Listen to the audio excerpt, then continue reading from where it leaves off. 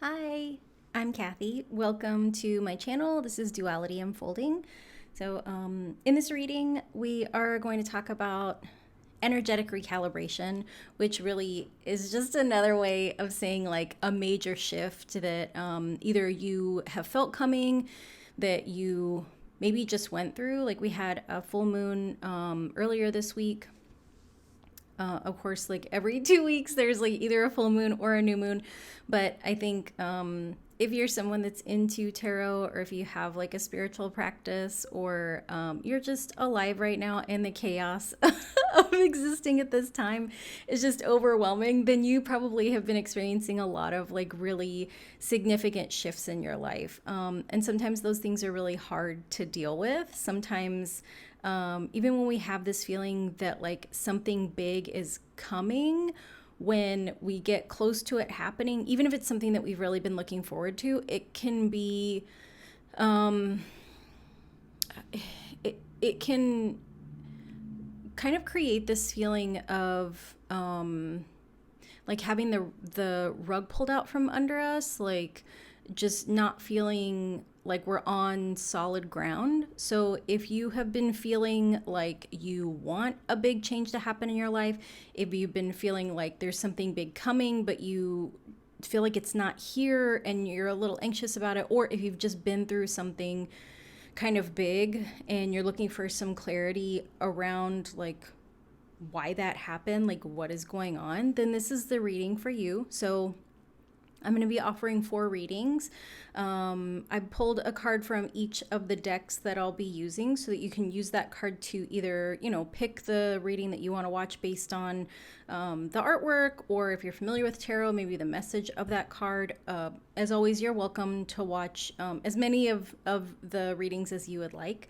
But the cards I've pulled are just to kind of help you pick out which one resonates for you. So I'm going to show you those cards now.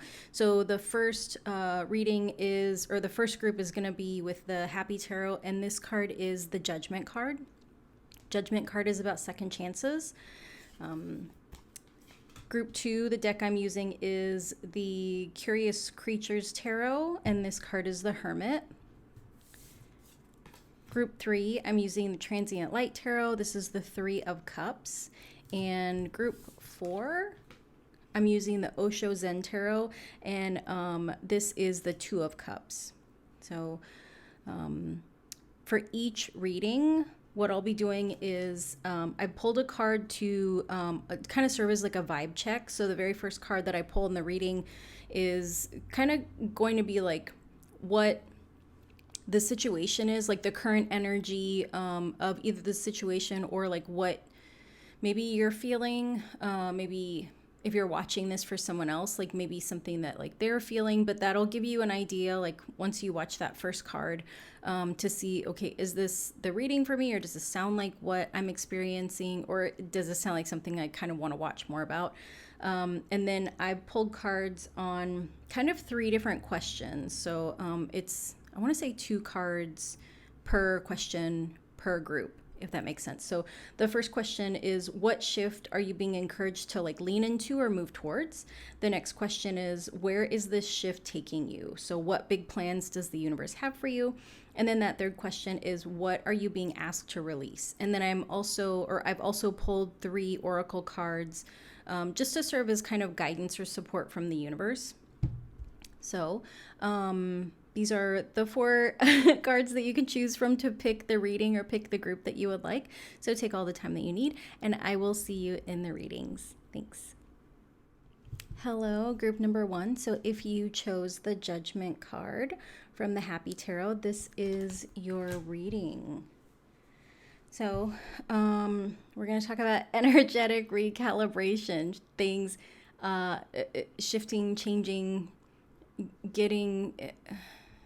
kind of feels like an earthquake, right? And so some of us might experience like a little tiny feeling of the earthquake when it happens, because we're not really close to like the center of it. Like I've never been in an earthquake, so I don't really I don't know the terminology. We're not close to the plates shifting or changing.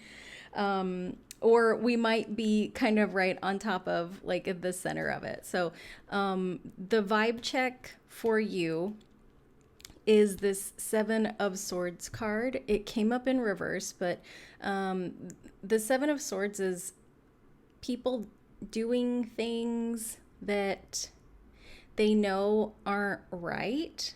And so the feeling that I had with this,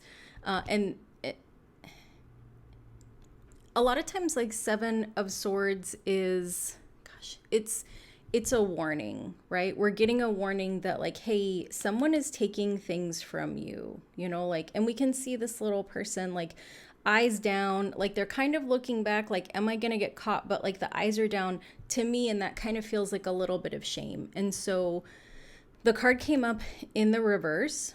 And so the thing that came up to me is that you might be involved in something, or you might know about something that's happening that isn't right, and you don't know how to get out of it. Like you don't know how to detach yourself from it. Like it might be that someone is kind of like blackmailing you, like, hey, I'm the only one that knows that you were involved with this. And if you try to leave, if you try to cut ties, I'm going to tell everybody.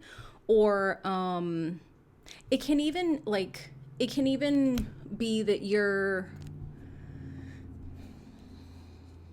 like, you might be in a job that doesn't line up with your values, right? Where it's like, okay, I have to work here because I need the benefits, I need money.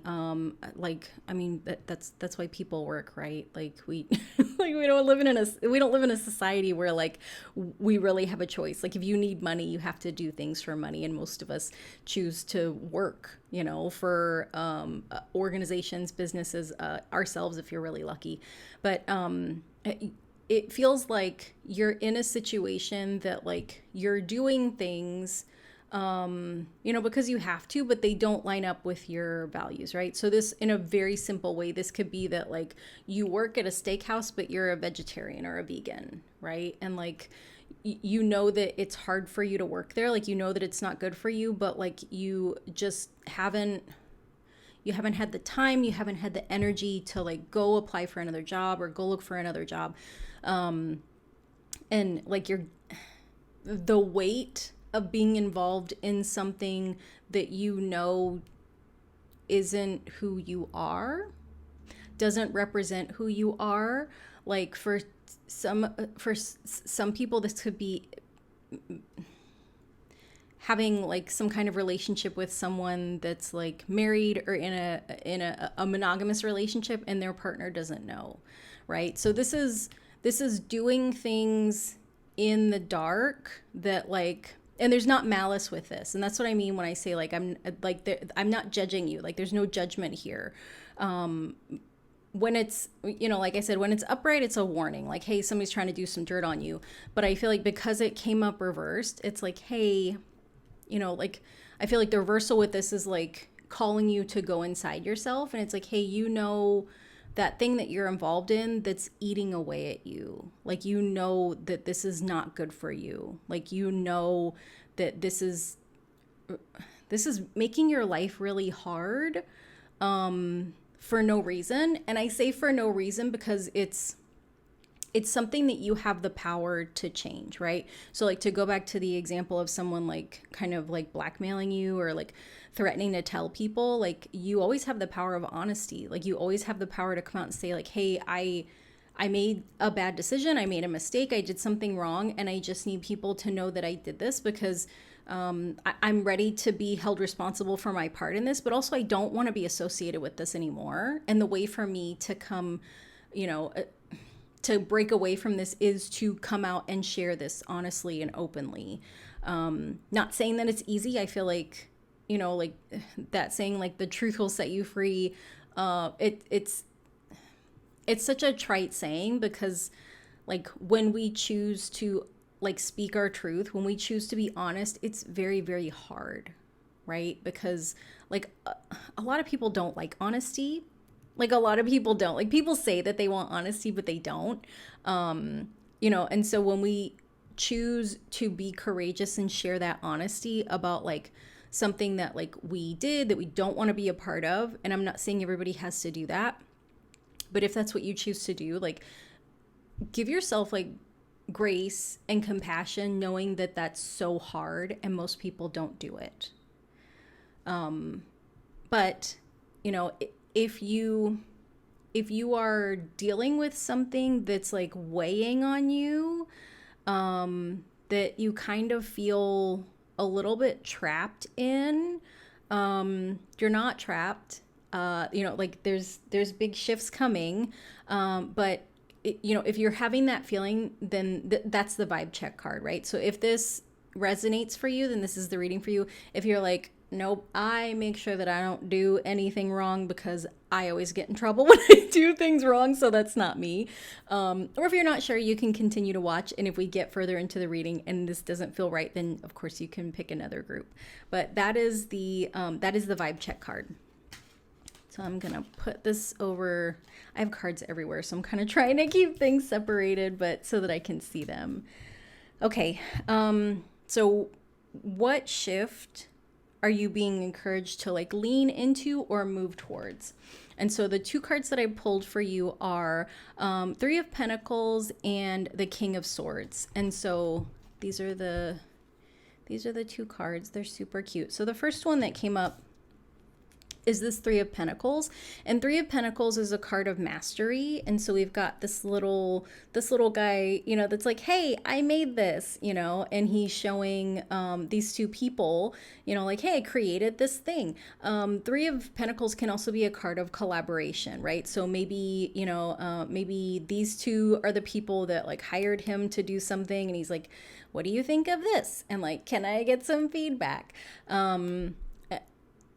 But I feel like for you, this isn't a collaboration card. It feels like a mastery card.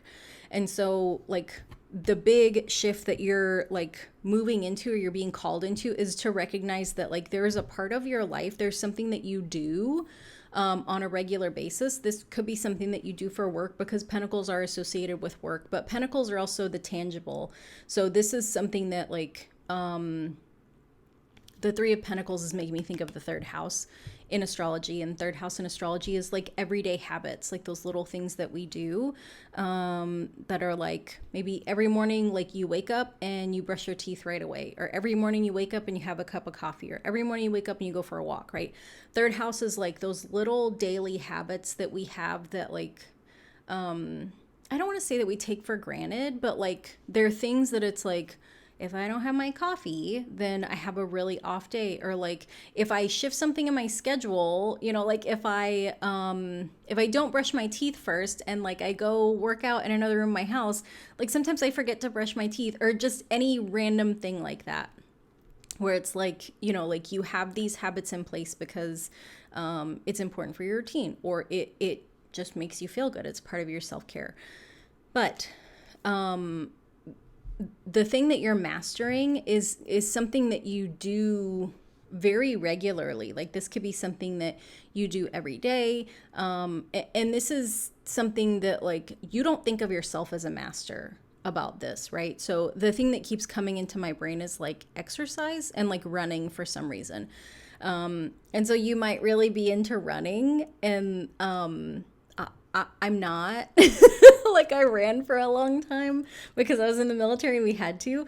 And I did not enjoy it. And I think I don't have the physiology for it, right? Like I'm short and I have big hips. Like it's not my, yeah, it was not comfortable for me. But there are people that like their physiology just like supports it, right? Like tall, long, lean legs, you know, like people that physiologically, like it's just comfortable for them. But there are also a lot of people that like do it a lot and they're very intentional about it, and they always would have like these really good like tips for like running, right? That like you know, like with running form, right? That you want to like land on like your midfoot, or like you don't want to strike really hard on your heel, or you know, that like you have short legs, so like you shouldn't try to run as fast as everybody because you don't have that stride and you're gonna wear yourself out. And just like all these different little tips. And so there is something that you do every day that you're a master at and you don't realize it about yourself, but like this thing that it's almost like you take it for granted because it comes so easy to you. But not, it's not like, gosh, I'm trying to think. Like, I feel like people have become so much more like self-aware and aware of others that like it's kind of hard to find an example, but like let's say like someone that's tall, right? Like if you're tall, you can just like reach things and like maybe you take that for granted, but I feel like a lot of tall people don't. Like I feel like a lot of tall people are like, no, I get it. Like there's things that they put up really high and it doesn't even make any sense because like I'm the only one that can reach it. So it's, and I kind of feel like that's you, like you're the tall person, right? Where you're like, this is really easy for me, but I understand it's not easy for everybody. And I feel like that is part of your mastery, that like that thing that's really easy for you that you understand is not easy for everybody, but like you know ways to like share information with people to help them. And so I feel like that's what, like when we've mastered something, like we become like a teacher, right? Where it's like, okay, I understand this to a level that I can see it almost like looking at something from like 360 degrees, right? Like being able to turn it around and like in my brain it looks like the way that, this is going to sound weird. It looks like the way that people who can solve Rubik's cubes really fast, like it looks like the way that they think.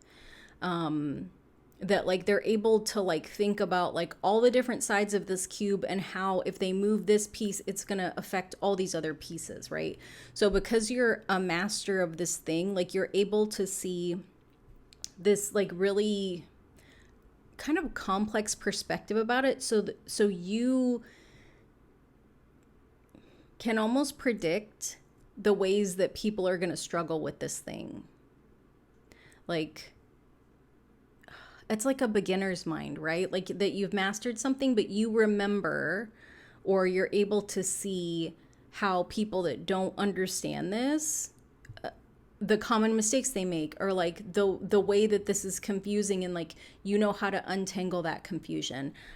I hope this is making sense because in my brain it feels like really complex to explain it, but like it also feels like it, like there's a lot of ease. Like so like this thing is very easy for you and you know that it's easy for you. So I feel like I've been talking about this one thing for like 10 minutes, but like the shift that you're being encouraged to lean towards is to move into operating out of your mastery. And so depending on what this thing is for you, and I hope that you know what it is or that it comes to your understanding very quickly, like operating out of that mastery can look a lot of different ways, right? For some people, like it's going to be working in a specific field, right? If you're, let's say like you're a computer programmer and like you know a specific type of like programming code or programming language, like maybe you start teaching that. For other people, this might be something that's like to go back to like the running example, like I'm not saying quit your job and be a running coach, but like maybe you start volunteering like at a school where they have track and field, or maybe you start like a running group, or you know maybe you start a blog about running and you share these things, or you start like an Instagram account or something like that. Like you're making videos, like you're sharing that information because you're a master, and that like that is where you're being invited to move into this shift, right? So like we're leaning into that change, we're leaning into that shift. Like it's not like do one thing and everything is going to shift. Like this is where you're being called to lean in or to move towards operating out of that, operating out of your mastery. And I hope that makes sense because like there's so much stuff kind of coming into my brain around like what mastery is, right? It can be like a mindset. It can be a way that you interact with people. Like it's like it's tangible, but it's not one thing, right? Like it's not like you're a master sculptor. You know, and I mean you might be, but like it's not like when we become a master of something, like when we become an expert at something, like this isn't in the traditional sense of like you're a calculus expert or like, you know what I mean? Like it's so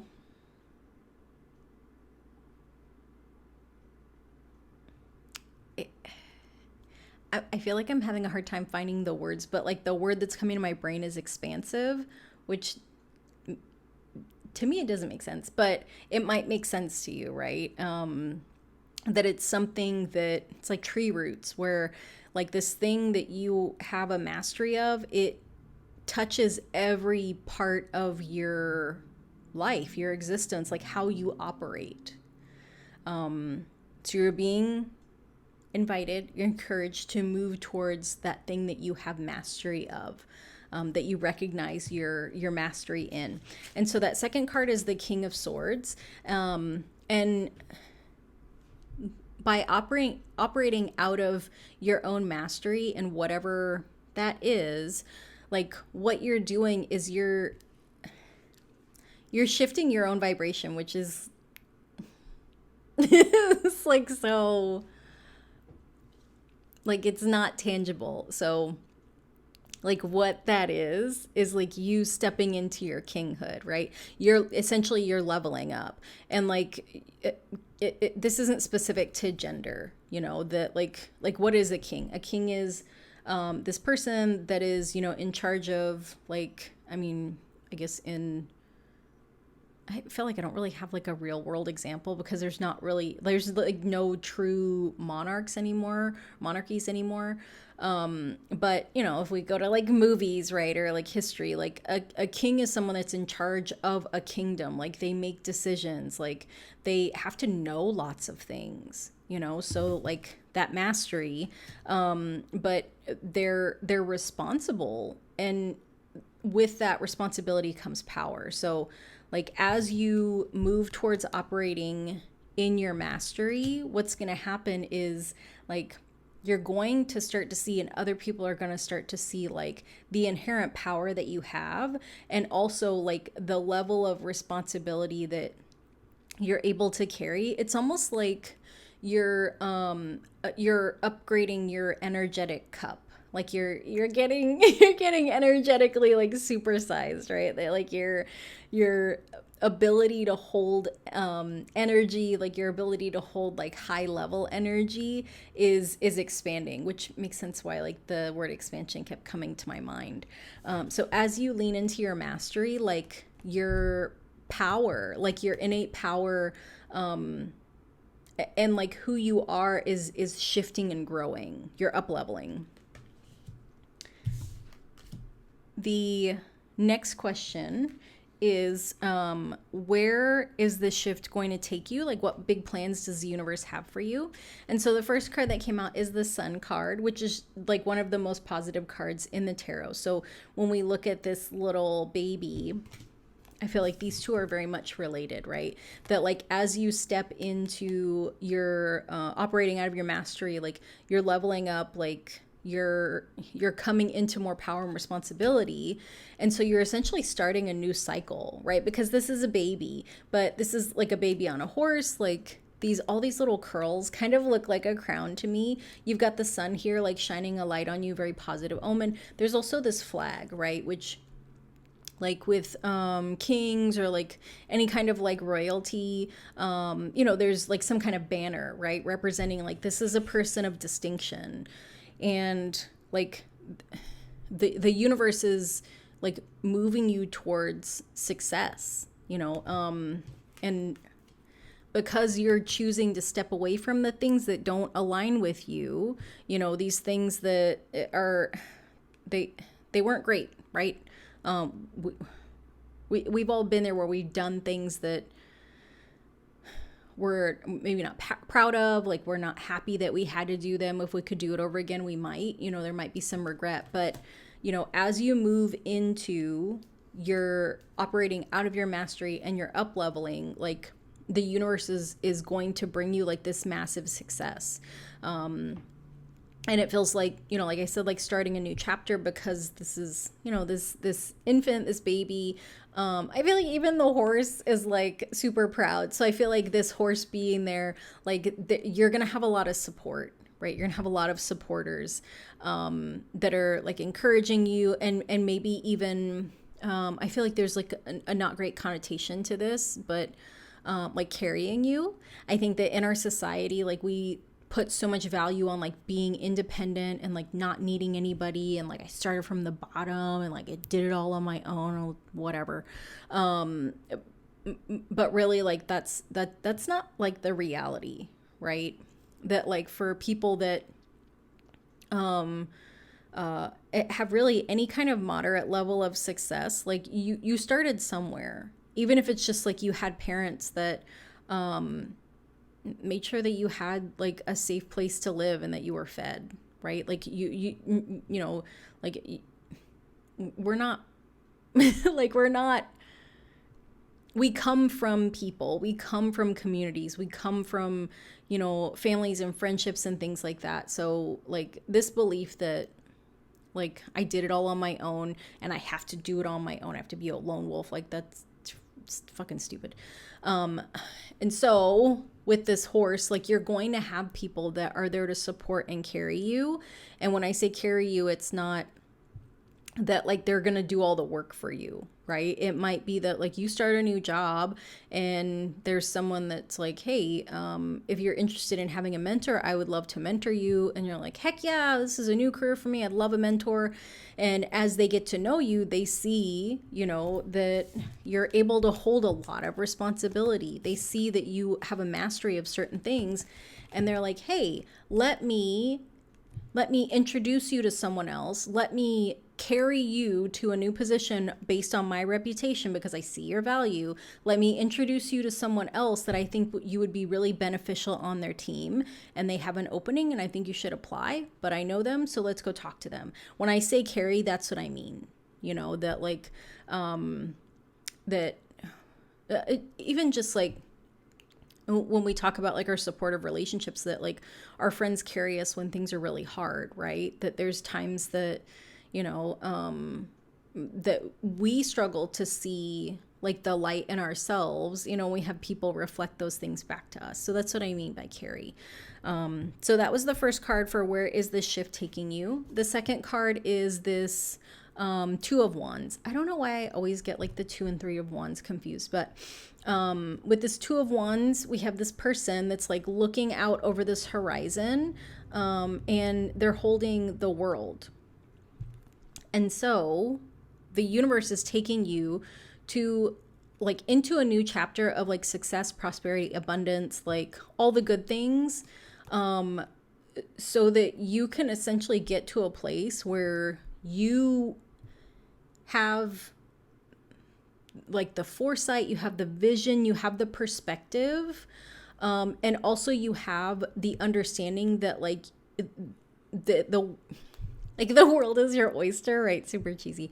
But like the universe is taking you to a place where it's like, okay, look at all of this. Like, look at all of these things. Like, this is what's available to you. What would you like? What would you like? Right?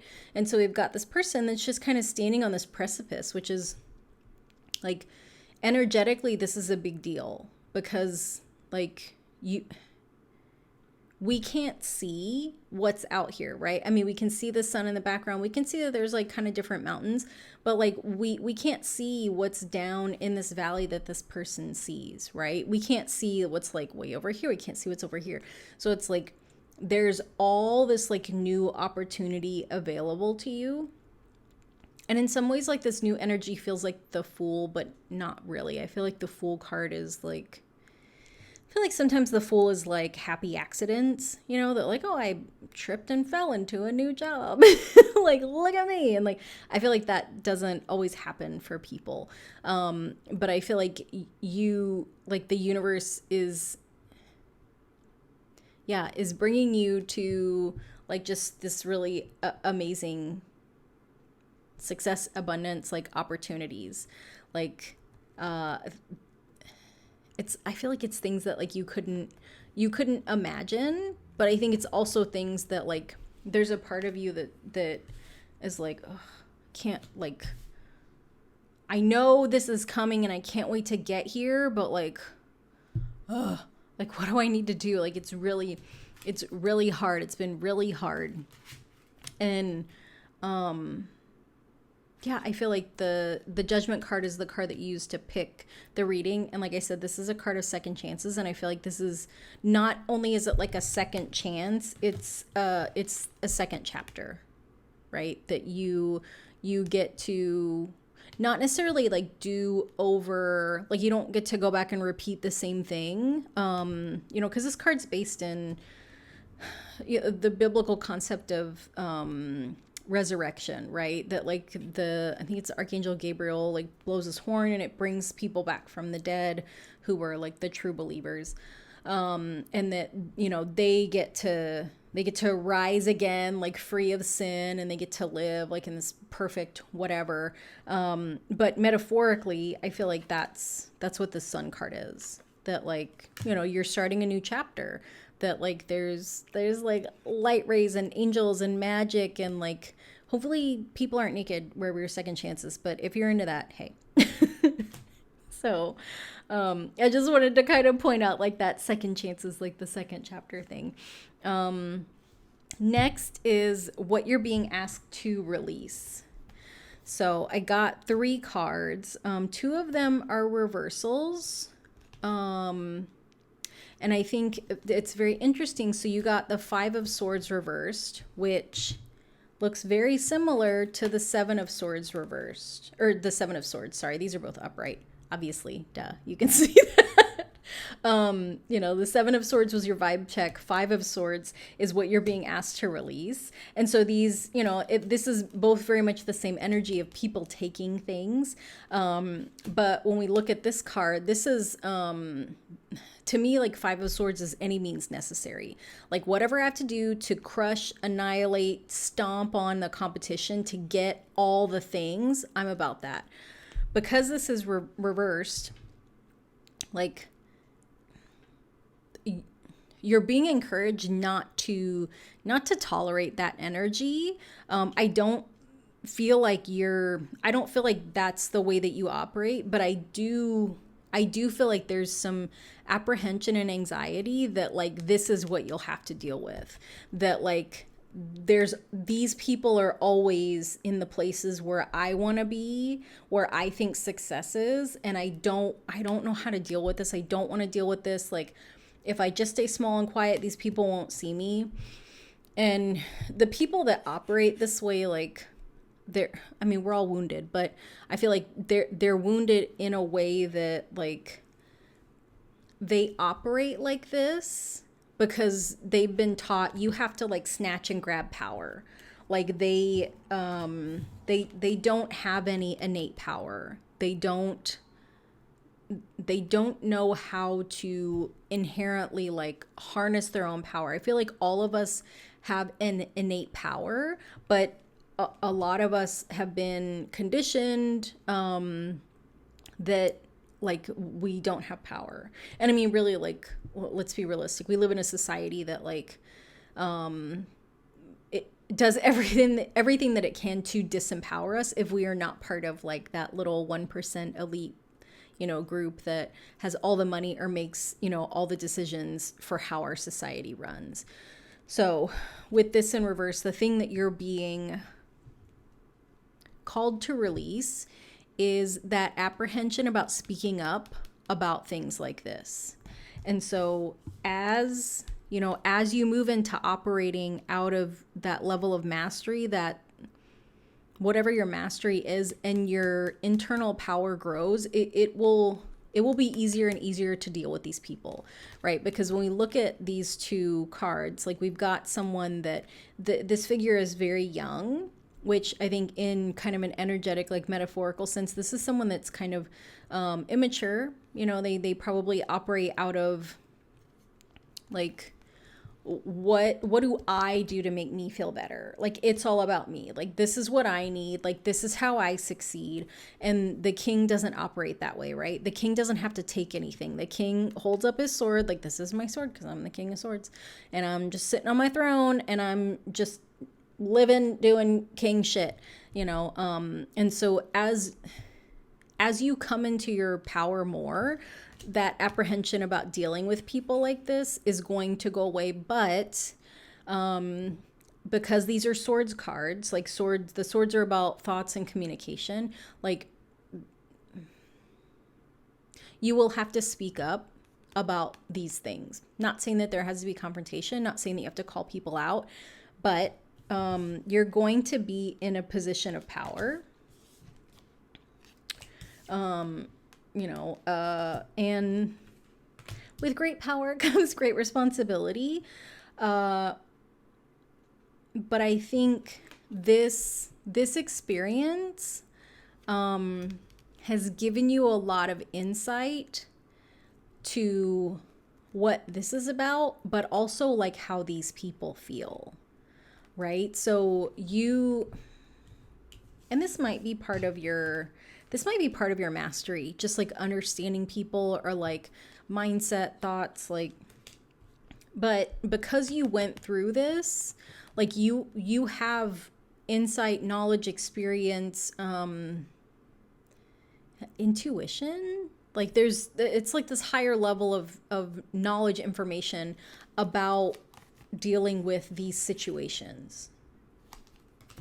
So this is one of the things you're being asked to release, is the fear of speaking up against this, the fear of dealing with this.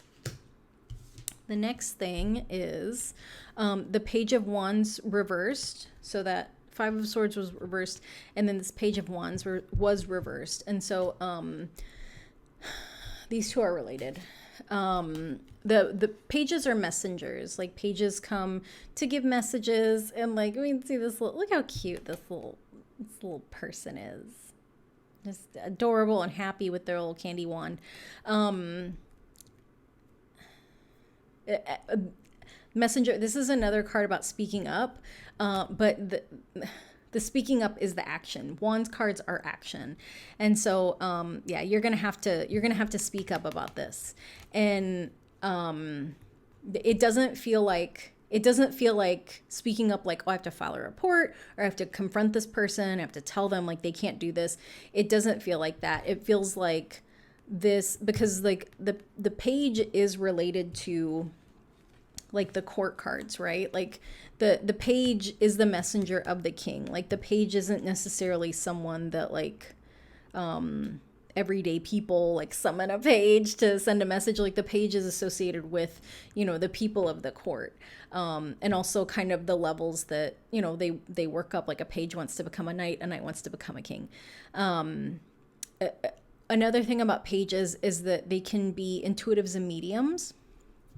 So I feel like this is like a twofold message, that like, because you've been through this, you will see these people before other people see them. Like, you're tuned in, like this is part of your recalibration, that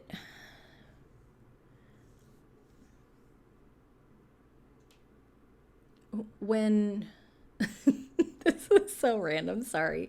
So something that happens to your body when you drink wine is, like, a lot of times people when they start drinking wine, they have a preference for sweet wines. And over time, as you drink wine longer, your palate changes. And so, like, people that are really into wine, like wine connoisseurs, like, they will go from drinking really sweet wines to moving towards like wines that have a little bit more depth, like that are drier, that, you know, have just a different flavor, like less sweet. And so I'm trying to use that as an analogy for your recalibration, that, you know, because you went through this situation that was really, really heavy for you, and I don't know if it lasted a significant amount of time or if it was just very intense. It could have been short and intense, but because of your exposure to it, you know, if if this was wine, you are not a sweet wine drinker. You're like a dry red, like a Malbec, if you know anything about wine. Like your palate, you've been recalibrated to like a really deep, experienced heavy level of this. Not to say that you can put up with a lot of it, but you're very sensitive to it now. So the thing that you're being called to release is the tolerance that you used to have for this kind of behavior. And so when I say tolerance, like, I don't mean like that you condoned it, because you didn't. But we all tolerate things, right? Like, and tolerance is really about like, okay, I see this thing happening and it's just there and it's happening and I'm not going to allow it to bother me, or it doesn't really bother me, right? Like, it just doesn't really affect me. Like where I live, it's very hot and humid in the summer. And so I don't spend a lot of time outside in the summer because I don't like heat and humidity.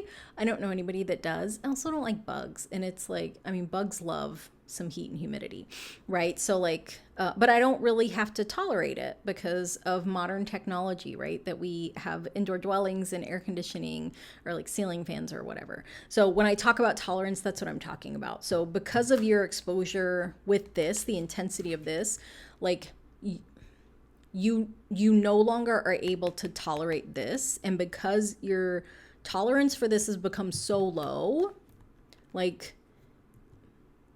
and really, like, you're not being asked to release this. This is what's going to be falling away in you.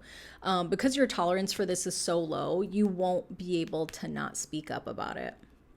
And like I said, that doesn't mean that you're going to confront people, right? Because like that king, the powerful king doesn't, you know, the king doesn't call everybody into like his round table to like berate them.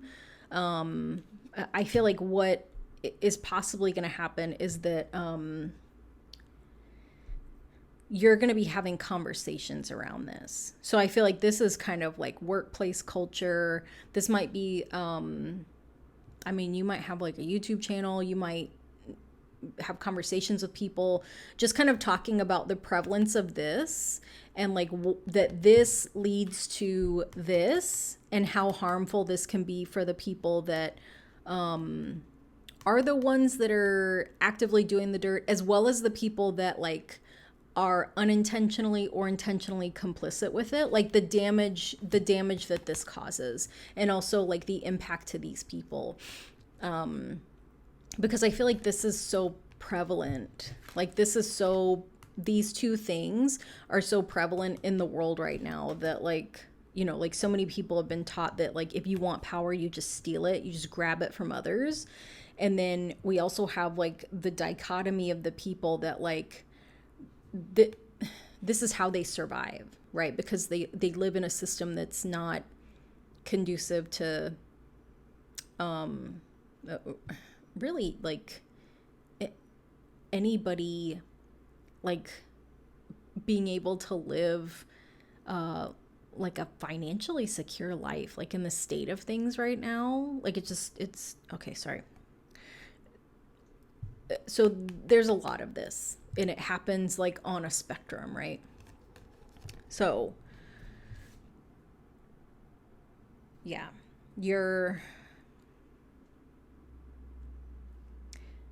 the discomfort around speaking up about this and this, like you're being asked to release it, but really it's going to fall away. The more you lean into operating out of your mastery, the more you will come into your power, and the more that like you won't be able to be quiet about this. The third card that came up around what you're being asked to release came up upright, and it's the Eight of Swords. And so this is something that you are being asked to put intention behind to release. And so a lot of swords here, so a lot of mindset stuff, because you had the Seven of Swords, Five of Swords, King of Swords, and now you have the Eight of Swords. And the Eight of Swords, like we can see this this girl here with a blindfold on. We can't really see if her hands are tied up, but we can see that her body's tied up. In some depictions of the Eight of Swords, there's just a person standing there. They're not tied up, but they are blindfolded, but they're not actively taking the blindfold off. And so these 8 swords behind them, like the Eight of Swords is really about this feeling, this belief. I can't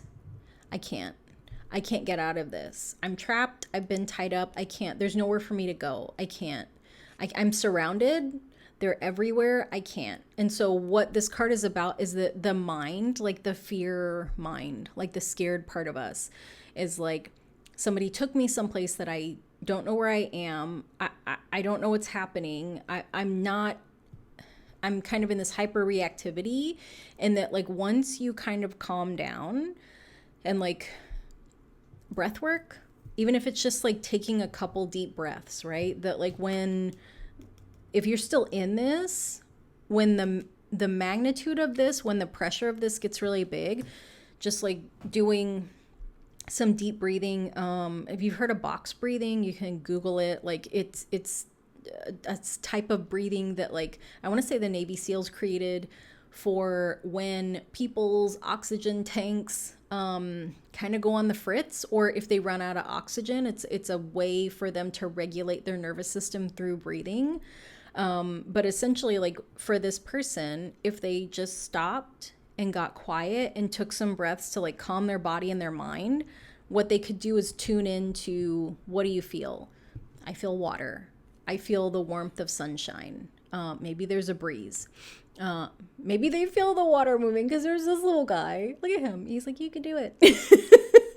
And you know, like, so what do you feel? What do you hear? There's no one here. Like there's no one in this picture. It's just her and this duck, maybe her duck. You know, like there's no other people there. There's no one around you. So like these swords are like the lies of our mind, right? And so like if it's quiet, maybe you try to wiggle loose, right? Or if it's quiet, like maybe you try to tap into your intuition and like, what are the facts? Like my brain is afraid of all these things. My brain is freaking out about all these things, but like, what is the truth? Right? And so these, you know, 7 comes before 8, like these go in order. So as you're moving away from this situation, you're still in that fear, but you're being given the opportunity. The threat's gone, right? So like, I mean, in this card, this person is a threat, but also, the threat of being caught, right? That this person is stealing these swords from someone in here, someone with a banner, someone of power. You know, there's people back here fighting. There's other tents. So like, there's a threat, right? That I'm taking things I'm not supposed to, and I could get caught. In this card, there is no threat. The threat is the brain. The threat is the thoughts. So, you know, you're being encouraged to release like that kind of hyper-vigilant mind. And I think that when we're in situations like this, when we're attached to this kind of activity, these kind of people, like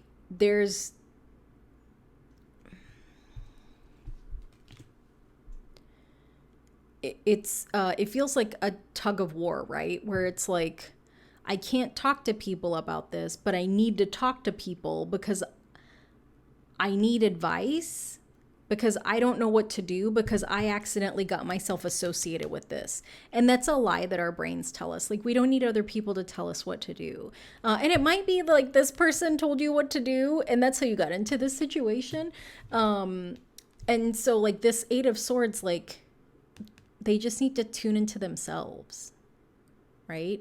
And maybe a little friend. So like, if you have a pet, maybe spend some time with your pet, or like just time in nature. But like, everything that you need is inside of you. You just have to get still and quiet enough to hear like your own guidance, and even to hear the guidance from like your higher power. Because like there's a part of you that already knows what needs to be done. You just have all these fears and doubts that are kind of like hovering over you, that are always kind of looming over you, the same way that like the fear, the weight of this, you know, so it feels like even if you've shifted away from this situation, this person, there's still like that weight there, because it's not done, right? Like even if you're not associated with them, you're not associated with that situation anymore, the heaviness still feels there, because like your brain has kind of become conditioned to be worried, to be anxious, to be afraid. And you're being encouraged to release all of that fear. And we do that through getting still and like spending that time with ourselves. You know, if you feel like you don't have the experience or the capacity or the knowledge, or you just can't do it on your own. I'm not saying that you have to, you know, going to people that you trust, like that you deeply trust, you know, people that you know want the best for you. And that might be seeking out a professional, right? And like the thing that came to mind was like priest, and you might not be religious, but like some kind of like guidance. But that's what you're being called to release. So next are the oracle cards. So I pulled 3 oracle cards for you. The first one is from, where's the deck? I moved it. It's the Oracle of the Radiant Sun. And so this card is, it's the number 5, which is the number of change, and it's egotism. And I want to say this is Mars and Leo, which I want to say Mars is in Leo right now, I think. I was looking for my phone. I was like, where's my phone so I can check my app? It's right here. It's right here. Okay. So egotism. I feel like that's this. And that's this. This is big ego energy right here. Big ego energy. And so I think maybe this card is a reminder of that like the people that do these things, they don't have power. They just have big egos. Like they're not important. They don't have important things to say. They're just loud. Like, I don't know if you know people like that, or if you've been around people like that like they want to command attention. And they're, this is mean. They want to command attention, but there's nothing valuable about what they offer. And the only reason people pay attention is because they're loud. You know, like you talk loud so people can't not listen. But like if we had a choice, we wouldn't listen because you don't have shit to say. So I feel like this is that reminder that like those, yeah. Enough said. So the next card is from the Spellcasting Oracle, and it's psychic abilities. And I feel like, what was the card? Definitely feel like this is associated with that. And even the sun card, right? Because the sun illuminates things. And this getting quiet, getting still, when we cut out the noise, it allows us to tune into different things, right? Kind of like when you don't watch TV, or like you don't have music on, or like you don't have people around, and you can kind of tune into your own thoughts in a way. Also, I talked about pages being mediums, you know, so like this is just kind of confirmation that like you know things, that that knowingness comes from your ability. Also, I'm looking at this egotism card with the little sun on it, and I feel like the way that this is like a rooster. This dude's like a rooster, and with the little crown. This is so funny to me. Okay, so we've got a real king, and then we've got this little imposter, right? You know, like we can look at the two, and it's like a rooster is not a king. Just because your dumbass put a crown on doesn't mean you've been power. Also, the sun. This is you. This is facing away from the sun. It's got its back to the sun, right? So, you're gonna trigger all the right people. So, when you'll get the nudge, you'll know who these people are. You know these people. And these people are always here. We will always run into these 5 and 7 of swords people. There's always going to be people doing dirt, trying to scam the system, scam us, take shortcuts, like all this shit. You'll know them when you run into them, but also like they will make themselves known to you, because the fact that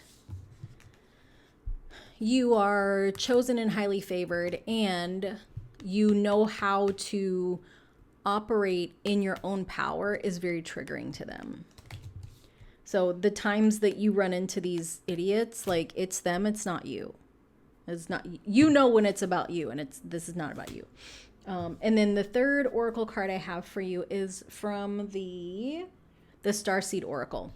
And so the message is: trust the timing, trust the wave you came in on. Time is not running out. Oh, I love that.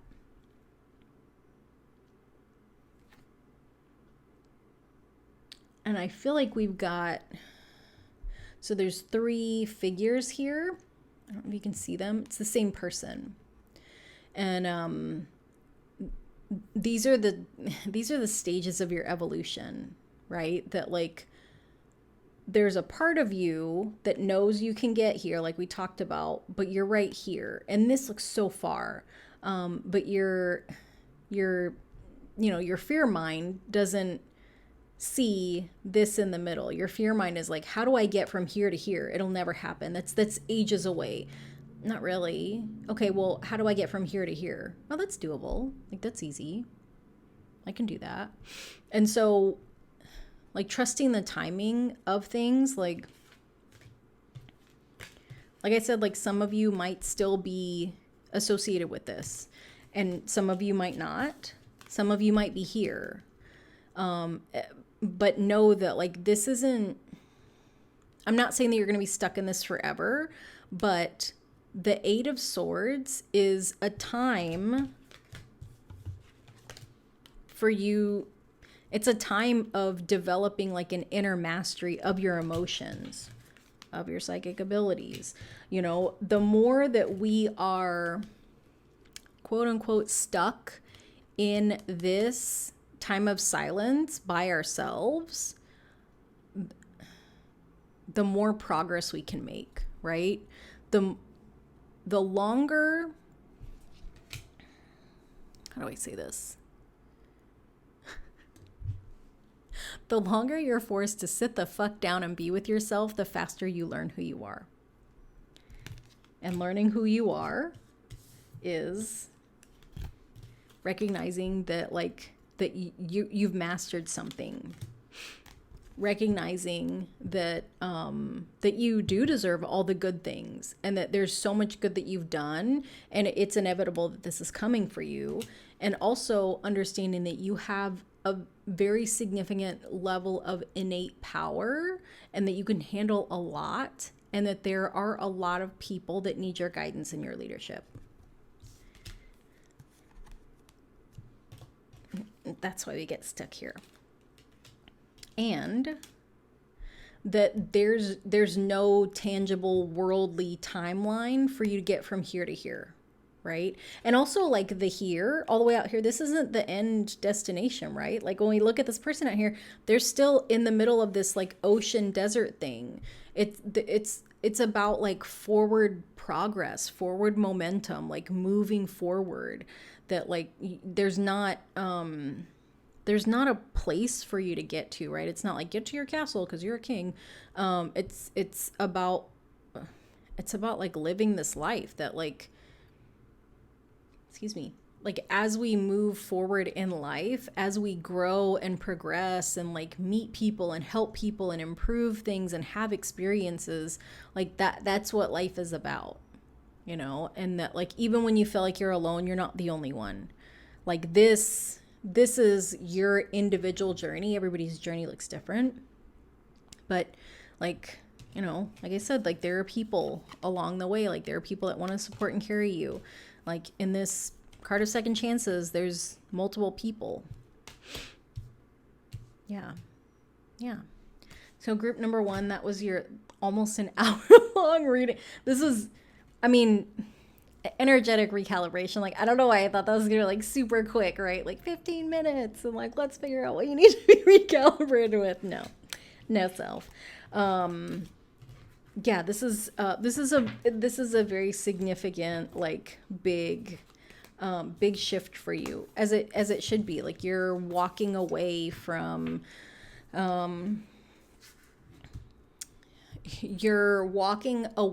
things that are not in alignment with who you are, and you're walking onto a path of like figuring out, who am I, like truly who am I, and like what do I want to do with the who that I am, right? Like what do I want to contribute, like how do I want to show up, like how do I want to exist. So you know, it's no big deal. No, huge deal. So I hope that this reading was super helpful, and I hope that you'll be really gentle with yourself, that that what you are going through, or what you have recently like been dealing with, like those aren't easy things. Like those aren't easy things. They're not things that like you can share with everybody, and there's like a heaviness to them, and I'm sorry that it's heavy, and I'm sorry that it sucked, right? Because that's like the feeling, like I don't want to be here, I don't want to do this, like but I think a lot of times, like in this human experience, like we have to, some of us, not all of us, I feel like some people don't have to go through these things. I'm not one of them. Like I'm there with you. The hard things are how we learn and how we grow and how we become really phenomenal people. And you are a phenomenal person. And I think a part of you knows that.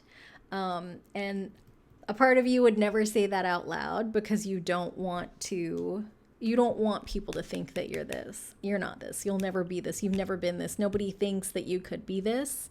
The people that are this wish they could be of character, you know, of like the high level of value that you hold yourself to.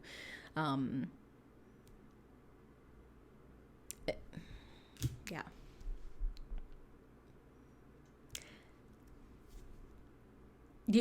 You're moving towards something really big and significant. And so I say that to remind you to be kind and loving and caring and gentle with yourself, and to give yourself lots of breaks, and to not put so much pressure on yourself, because you already have a lot of kind of pressure from the situations around you. And in the times that it gets hard, and the times that you're not sure, just remember, you're a naked baby on a horse. That this is you, and there's little sunflowers cheering you on, and a big smiley sun in the background. So the times that it's hard and dark, I want you to think of this.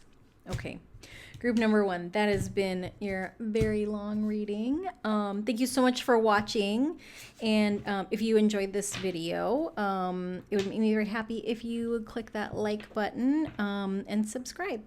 And so I will see you next time. Thank you so much for watching. Bye. Hello, group number 2. So if you chose the Hermit card, this is your reading. So the card that I pulled for the vibe check for you is the 3 of Wands. And so this is the 3 of Wands. You're in a time of contemplation. And this is really, I mean, like, obviously he looks serious, but like you're intentionally reevaluating a lot of things, possibly all the things. This feels like reconsidering career, reconsidering a lot of your relationships, reconsidering like from high level things, right, to like, where do I want to live? Where do I see myself in 10, 15 years? All the way down to like really small things. Like, do I want to spend my money buying things from this company because my money is how I support them? And I don't know that I want to support them. So if you've been in kind of a really contemplative space, like, this doesn't feel heavy. It feels like a lot more inquisitive, right? It almost feels like somewhere along the way, like you feel like your eyes got opened and you're seeing things in a totally different way, right? That maybe I feel like pre-pandemic you really didn't think about a lot of this stuff. And over the course of the last like 3 years, it might have been even longer for some of you, there's been a lot of shifts in your mind, or like maybe your spirit. Like, things will come up and like the reaction from inside of you is, I never thought about that. Or like, what's that about? Like, and like, people that are very close to you may have noticed, like, you might be having conversations like with, if you're in a significant relationship, or if you have like a best friend, or you're very close to your family, you might have started having these conversations where it's like, what do you think of this? Or like, did you notice this? Or like, what is this about? Or like, my industry's changed a lot. Like, the career or the industry, like the work that I've done, like the field of work that I'm in is changed a lot. And I don't know if that's satisfying to me anymore. I don't know if I agree with it. I don't know if I like where it's going. I don't know if I want to continue going there with it.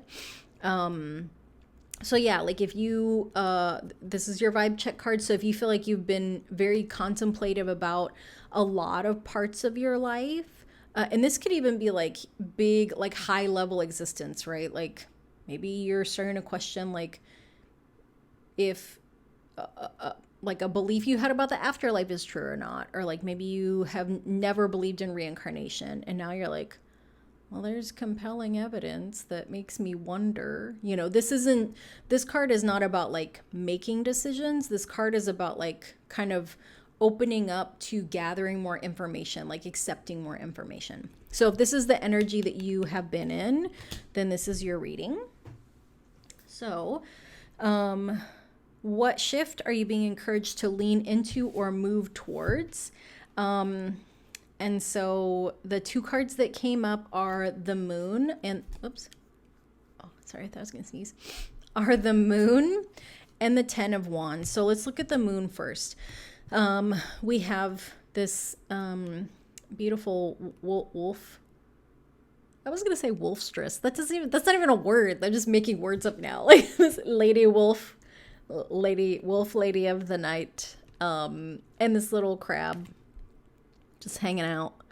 It is Cancer season, and I'm a Cancer sun, so like, I just love crabs. I'm like, everybody needs a Cancer bestie. Everybody does.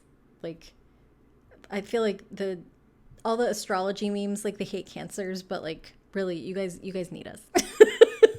Like, you need people to be sensitive and like make you fucking soup when you're sick, or like tell you it's okay to feel your feelings, or like never need to apologize to us for crying about anything.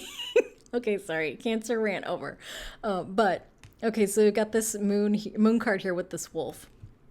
This wolf is howling at the moon, and massive full moon, like light rays coming off, magic.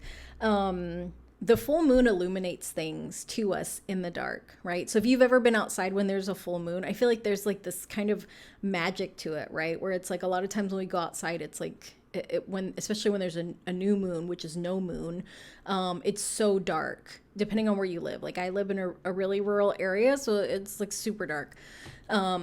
But when there's a full moon, it's like this kind of magical, like, nature light, right? And it kind of illuminates things where we can see like, oh wow, like the grass looks so like weird, and like almost like this weird, like inky navy blue color under like the full moonlight, where it just, we've got this like kind of blue color in the background where it's familiar but different. And so the magic of the full moon is that it illuminates things that we normally wouldn't see, right? Like, we normally wouldn't see the grass in the dark because there's no light, but seeing it in the moonlight is just different.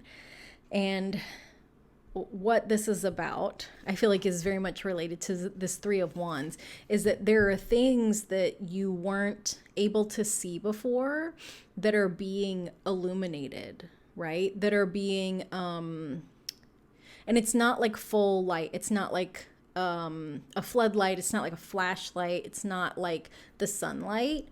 It's things that,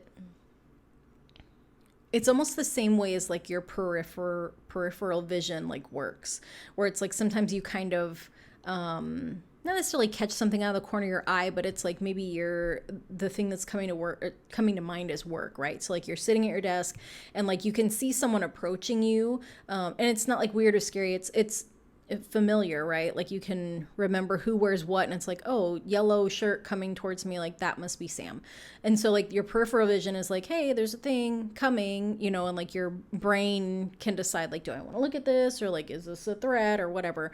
I feel like peripheral vision is very much the same way that the illumination of the full moon works. And so like the moon card, like you're being encouraged to pay attention to the things that are starting to creep into your vision.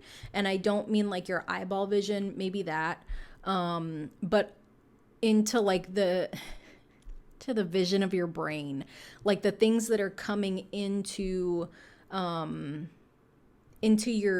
field of awareness. Right? So you're being encouraged to pay attention to the things that are coming into your field of awareness. The other card that came up is this Ten of Swords, right? So Ten of Swords is a card of overdoing. Well, sorry, Ten of Wands. I don't know why I kept saying swords. Ten of Wands. Ten of Wands is a card of overdoing, doing too much. It's also like the tens are the end of like every suit, right? Before we get to the court cards. So it's like you've been doing too much, and like, you're being encouraged to move away from that, or to become more aware of how you're doing too much. Why are you doing too much? Are you self-obligating? And also like this Three of Wands, the wands together, like this is action. This is contemplating the action to take. This is taking too many actions, doing too many things. And so this might be the reason that you're reevaluating things, right? You might be very aware that like, wow, I'm doing a lot. And why am I doing a lot? And like, why do people keep asking me to do a lot? And like, this isn't my job to do a lot. This isn't my responsibility to do a lot. This is, am I doing this? Or are you asking me to do this? Why am I doing this? Do I want to do this? Does doing a lot benefit me? Who benefits from me doing a lot? So like these three coming together, like that inquisitiveness, of being shown things and being encouraged to look at why you're doing as much as you're doing. So that's what you're being encouraged to move towards, an awareness that you're doing a lot, and questioning why you're doing it, and also paying attention to the things that come into your field of awareness. So the next two cards are, where's this shift taking you? So as you, looking at this hermit, the hermit also has a wand, right? It has a staff. It has a light. In the traditional imagery for the hermit card, the hermit is in the dark. So you've got two cards here that are showing you that like there's light illuminating kind of the dark spaces of your mind, your awareness, like, and and this questioning. The hermit, like the hermit's journey is just to like understand themselves. Like it's a deep like internal, it's like a walking meditation, if that makes sense, right? That like focusing on like one step at a time. Like the hermit doesn't move fast in the traditional tarot. The hermit's an older fellow with a cloak on, this cloak of invisibility, this lantern, and like with a traditional lantern that's like a candle and a flame, like you don't get a lot of light. So the only thing that's lit up is each step in front of you. And so as you're focused on taking the next step in front of you to make sure this is a safe step, because in the traditional tarot, like the hermit's like in the mountains or like in the snow, in the dark, you've got the staff to kind of poke around and make sure that like you're stable, but you really have to focus on that light and seeing like, is this a safe step for me? Is this the proper step for me to take? It's no rushing. So I feel like you becoming inquisitive about things, and then things coming into your field of awareness, like you're starting this hermit journey. You're starting this deep journey of internal, like you're learning yourself. Like you're learning yourself in a whole new way. And all the things that you were doing subconsciously were to avoid this journey. And I feel like it's kind of like the hero's journey, right? Where it's like this quest where the hero has to go by themselves. But makes me think of the Taylor Swift song, You're on Your Own, Kid. There's this fear around the hero's journey because you go it alone, but like in the song, she says, you're on your own, kid, but you always have been. So when we look at all these cards, just you, just you, just you. This isn't any different. The only difference is now you are fully aware that you are on a journey with only your own company. And that's not to say that like you're not going to have people around you, like you're not going to have support systems, but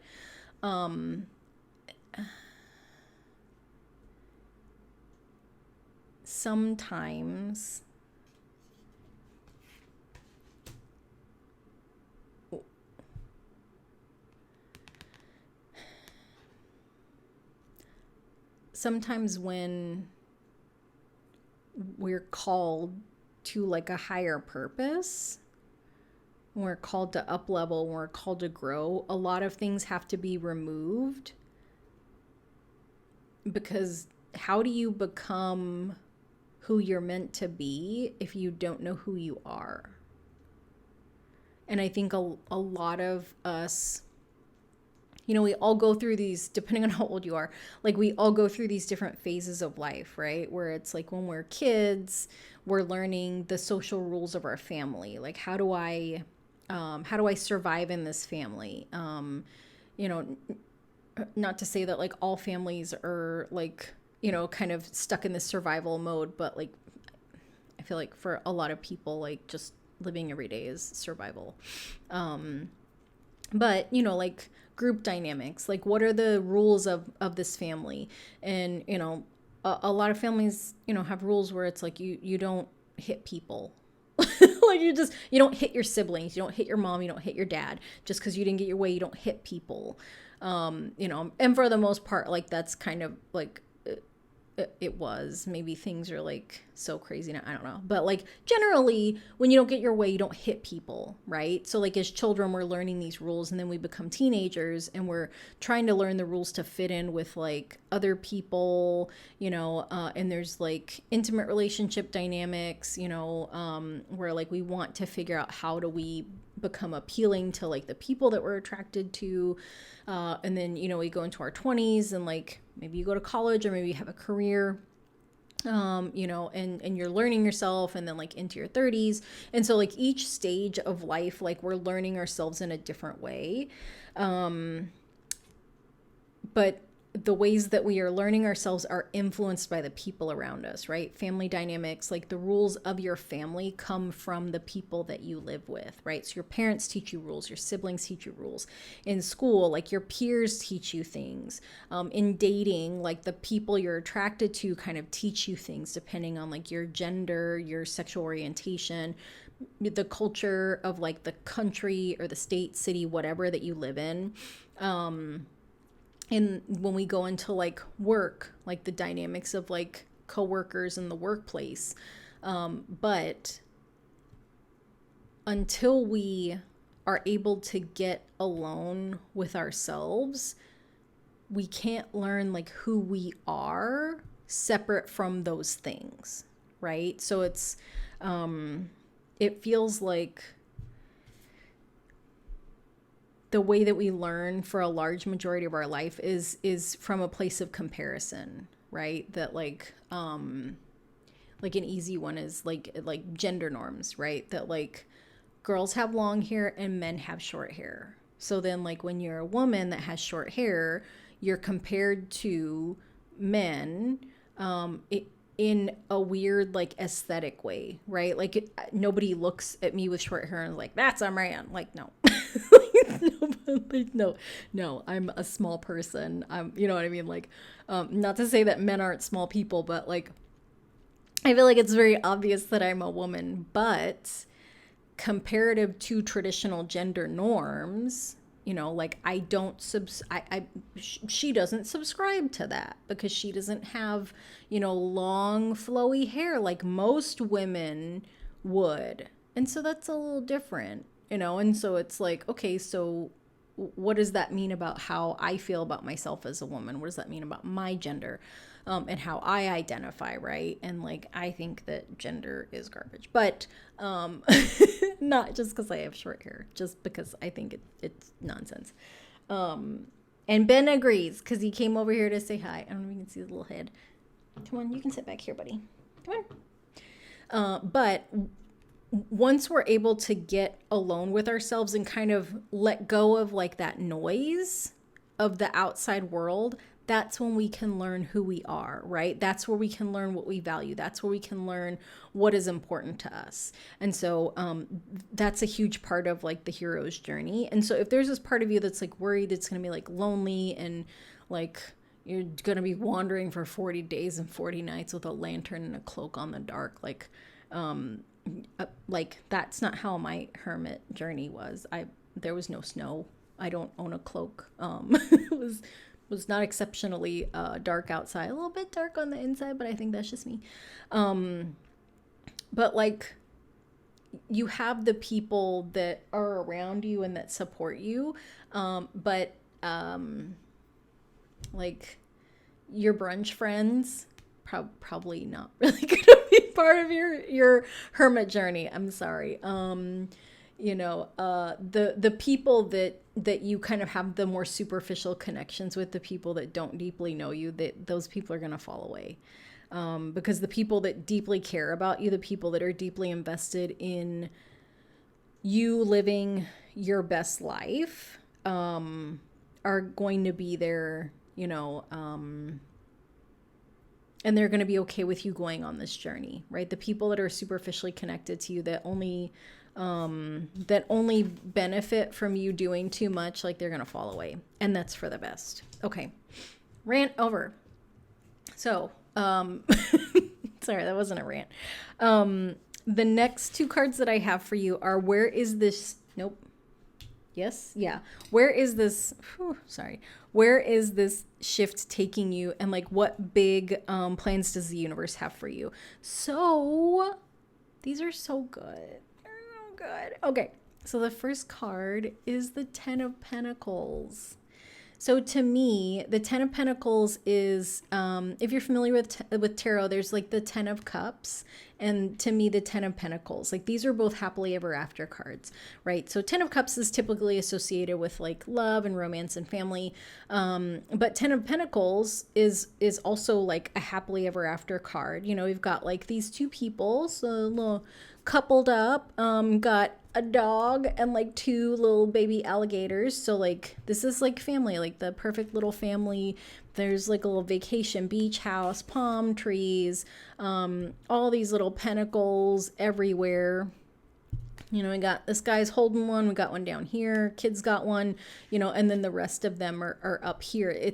To me, this is a card of like abundance. And pentacles typically are associated with the tangible things, time, energy, money. But I feel like that's kind of like a traditional perspective on it. I mean, your happily ever after could be that you're independently wealthy and you just travel the world, which sounds amazing. Your 10 of Pentacles also could be that you have more than enough time to do whatever you want. You know, that like you have a job, that like you work, and when you're not actively working on it, you don't have to be working, right? That like, you know, that there's not an office that you have to clock in at. Like you do the things you need to do, and the rest of the time you do whatever you want. And then when the work comes, you do the work and get it done, and then you do whatever you want.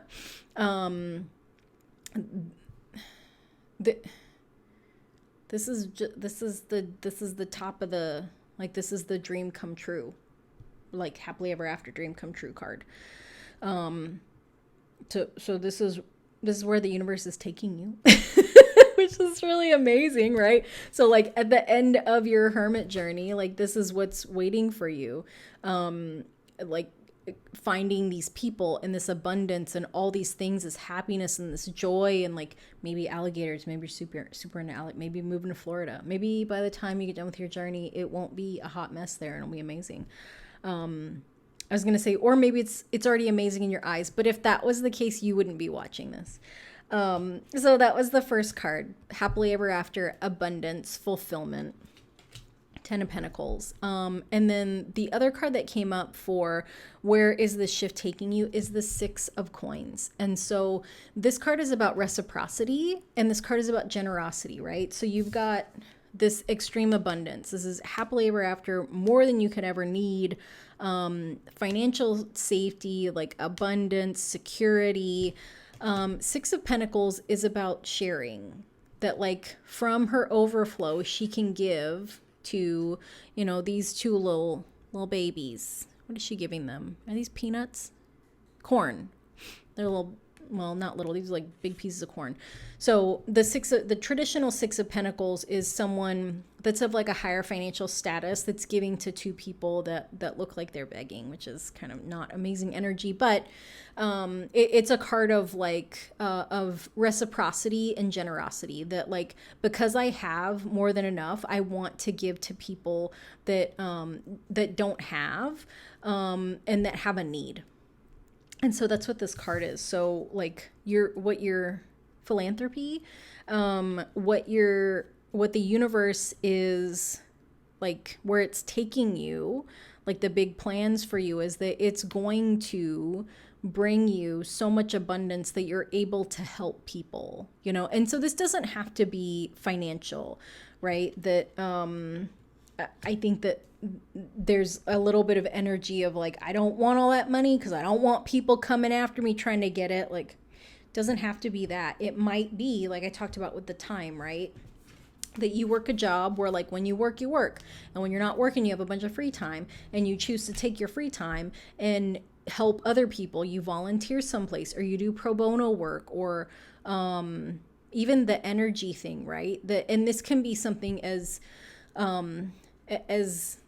close to home and as simple as like, you know, like you have friends that you're really close to and they have kids in school, and it's like, hey, I know it's super stressful for you to pick them up from school every day, but like my schedule is really flexible. So if you want to add me to the form of people, like the form that says who can pick my kids up, I'm sure that's a thing. I don't have kids, I don't know. But if you want me to pick them up, I'm happy to do that. I don't mind. I have the time and I have the energy, and your kids are funny, or whatever it is, right? That you're able to give from your overflow, which I feel like is such a beautiful thing, right? Like that living in this time where like everything is so chaotic, it's like there's you know, there's this, I feel like there's a part of us that's like, you know, if I can just get my head above water, like, I can't wait to get there. But also, like, if I can keep my head above water long enough that I can help other people, please let me do that too. And so really that's what this is. And that's where the universe is taking you, which is, I just need to show you again. Look at this. It's lovely that there's all this joy and then there's all this extra. And the little foot kicking in the air, like, ooh, footloose and fancy free, as they say. I don't know who says that. People from a long time ago. I'm old. Okay. The next two cards are what you're being asked to release. So 2 cards came up.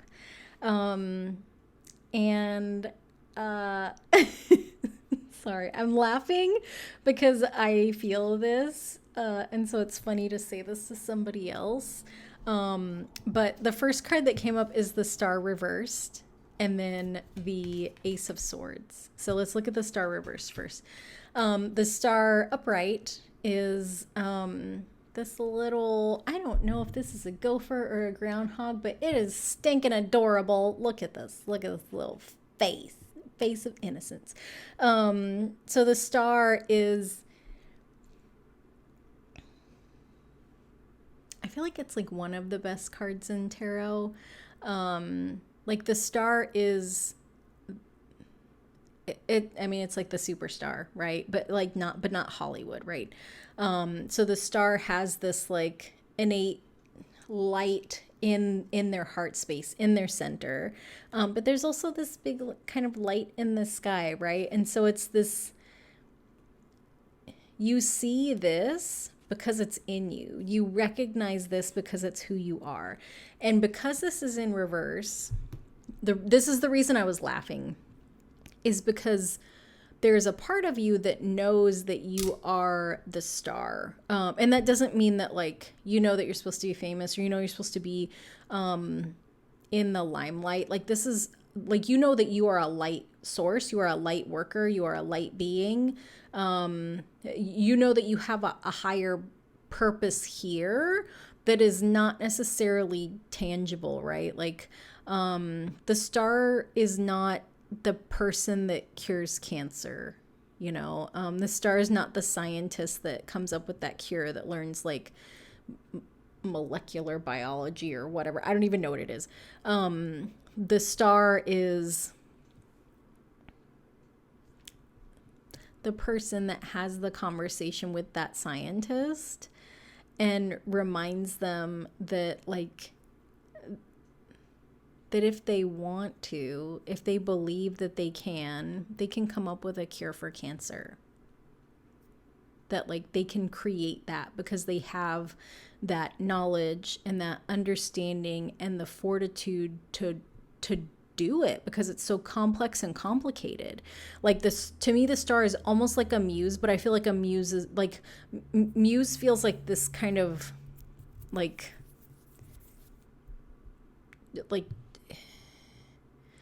feels like a cheap version of the way, and I don't like cheap, like inauthentic, like fake, like I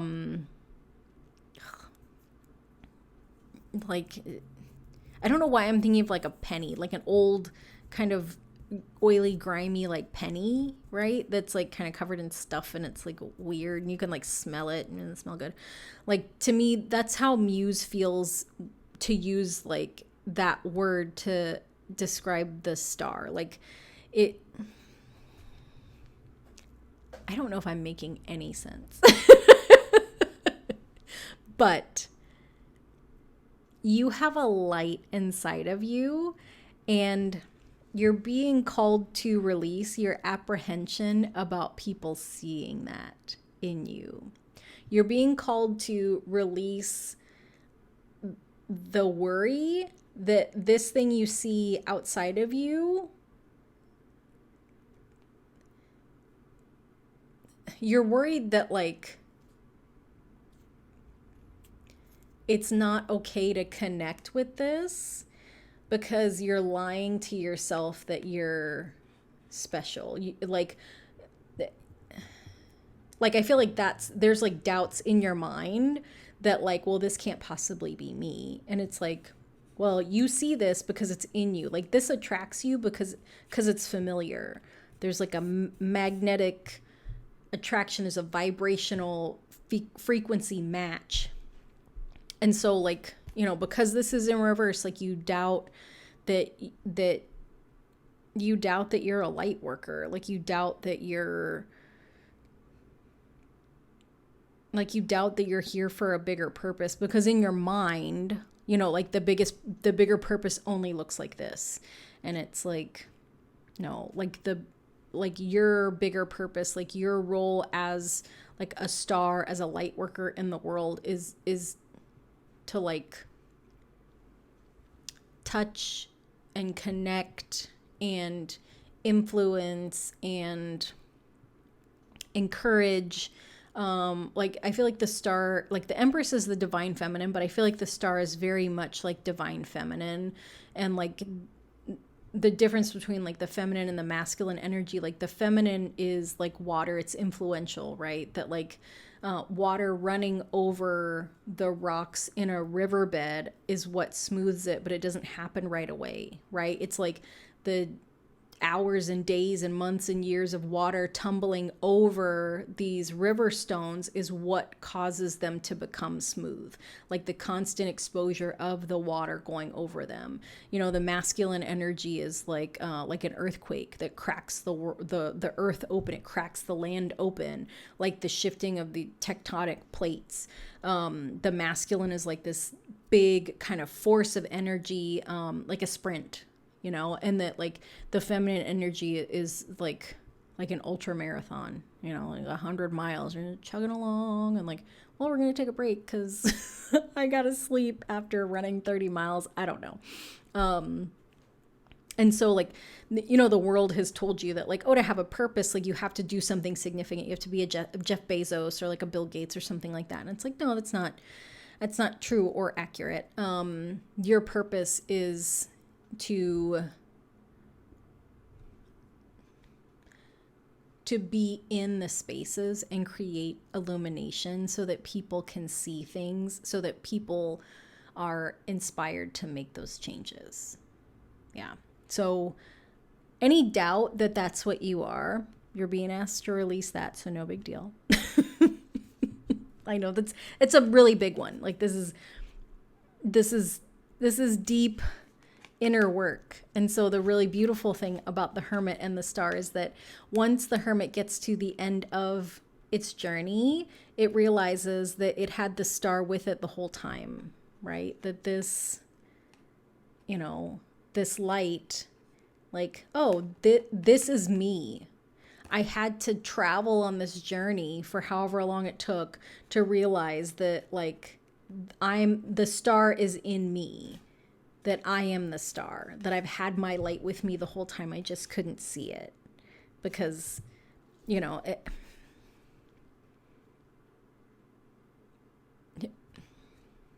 as human beings, we learn by comparison, right? We learn what hot is by experiencing what cold is. We learn what happiness is by experiencing what sadness is, you know? And so, if someone was to tell the Hermit, and even like I'm telling you that like you're starting your Hermit journey so that you can really know and embody that you are the star, like that doesn't mean anything to you, right? It's like, okay, my brain knows that I'm like a light worker, and like, what does that even mean, right? That you have to take the steps, you have to do the inner reflection and have your walking meditation and step by step and being really present. And on that journey, things will come up where it's like, hey, you know, and it's like, oh, someone called me a light worker, or like someone said that I inspired them, or like, oh, somebody said this. And it's like, as you have more of these little experiences, you know, that you'll get to a place where you're like, oh, this light that I've been carrying is the star that's inside me. And that like, I can use this light to share with the world.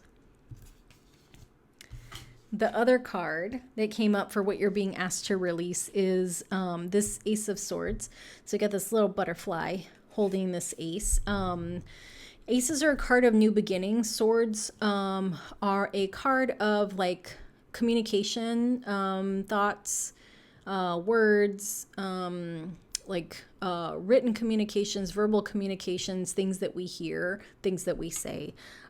So the thing you're being called to release is this kind of, I don't know if it's a belief or if it's just something that you've collected evidence for, but there's something in there that like, I don't have anything important to say. My words don't matter. No one listens.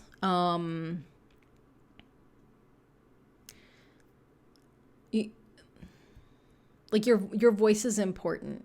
So any beliefs that you have that it's not important or that it doesn't matter, or you don't have anything impactful to say, like you're being asked to release that. You're being asked to release like old habits about the way you think of yourself, the way you speak about yourself. Because like in this new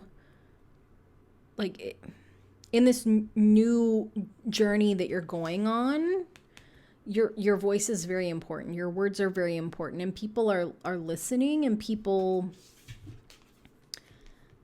and I don't say this to put pressure on you, people are waiting for your words. There's not people out there that are like, gosh, I wish group number 2 would just tell me something. It's not to that specificity, but it's like, I think there's times that we share things with people, we say things to people, and we don't know that it's exactly what they needed to hear at the time, because we don't need to know that. It's not for us. But if you are holding the belief, or if someone has told you this, which is really shitty, that your words don't matter, or like what you have to say isn't important, or like nobody's listening or nobody cares, you're being called to release that. Your communication is very important in this next chapter. And that's not to put pressure on you. I'm not saying like start a blog or like start telling everybody everything to do. You'll know like the times that you need to speak, you'll know, right? This intuitive part of you will know. Like the star knows. The star is connected with this higher power, right? This higher source. And like this higher light lets the star know when she needs to inspire, or when she needs to act, or when she needs to encourage. So you're just being called to release whatever belief or negative mindset you have around like speaking up. Okay. And so now I've got 3 oracle cards for you. The first one is, this is Venus in Gemini. I think it is. Number 3, it's flattery, which I feel like is a very interesting card. When we look at it with the Ace of Swords. So with this star card, and especially on the Hermit's journey, like the star card really represents authenticity, right? And so if we're using our words to flatter people, or if people are using their words to flatter us, that authenticity is a filter and we can see right through it, right? With this flattery card, there's two faces that are opposite, and then above that there's 2 faces facing each other. And Gemini is the twins, but I feel like with flattery there's an incongruence, right? That like what's on the outside doesn't match what's on the inside, right? And so I think that flattery a lot of times, like especially when it's like excessive flattery, it's from this energy of like trying to like curry favor from people, that like I I don't genuinely want to connect with you, but I feel like I need to. So I'm going to say the things that I think I need to say to like win you over. But if you're smart enough, you'll know that this is not the truth. I'm not saying nice things because I genuinely want to get to know you, because I genuinely want to connect you. I feel like I'm supposed to because I'm insecure, jealous, nervous, worried, whatever. And so like, if you're doing that, or if you feel compelled to do that, or if people are doing that with you, just check your authenticity, right? And like, if people are saying things to you that don't feel authentic, they don't match with what your inner knowing says is true, you don't have to do anything. You can just mentally take stock of like, okay, this is the person. And if you feel compelled to like use your words to flatter someone, again, using that authenticity, like, why am I doing this? Like, why am I doing this? Like, am I trying to appear like a really good person or kind, or like, am I worried that they're not going to appreciate my authenticity? Because like with the star, the star is about authenticity, you know, that like as a light worker, like you just have a little light inside of you, and it's almost like if you try to put like a cloth over like a lamp, the light still comes out. It's just like a little bit dim, right? So like if the authentic you is to shine light in the world, like, I mean, you can try to dim it, but the light's still going to come through. And also as you go on this hermit journey, like what your authenticity is, you'll be learning that, right? So you might be struggling with like people pleasing, and flattery might be the way, like it might be the easiest go-to to kind of please people, and what works, and that's okay, right? That like if this is what you have done or what you are doing or what is comfortable for you, this might just be like a sign that like, hey, like that people pleasing is going to come to an end, because as you're going on your hermit journey, who you are will become more known to you, and what is authentic will become more known to you, and you won't need to do this, or you won't need to engage with this. The next card is from the Spellcaster Oracle, and it's financial health, which goes, sorry, I had too many cards, which goes along with, you know, where the universe is taking you, like the big plans that the universe has for you. The you know, that 10 of Pentacles, that abundance, happily ever after, having so much that you can share with others. You know, so that's, I feel like that's just confirmation.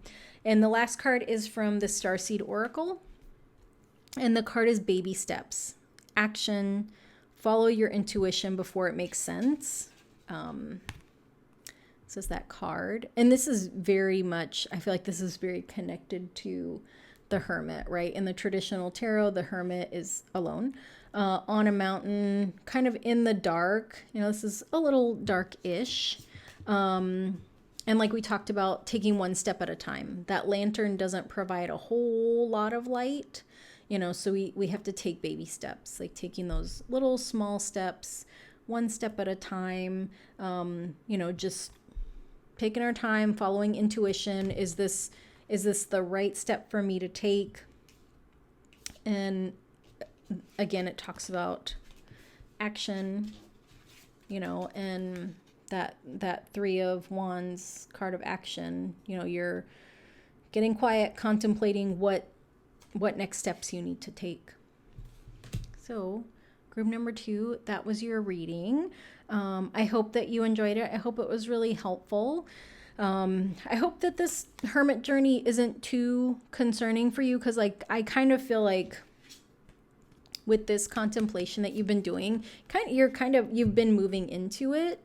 And it kind of feels like you know, maybe before you were like, oh, I gotta go out and I gotta do things and do all the things, and like as time has gone by, it's like, I'm not gonna go out tonight. No, I'm good. Or like, oh, I don't really enjoy doing that, so I'm not gonna go. You know, that kind of contemplation, it's almost like it's kind of eased you into starting this hermit journey, right? It opened your eyes, and now, you know, you open your eyes, you're questioning things, and now, you know, you're starting this journey of like, how do I move into learning more? So, group number 2.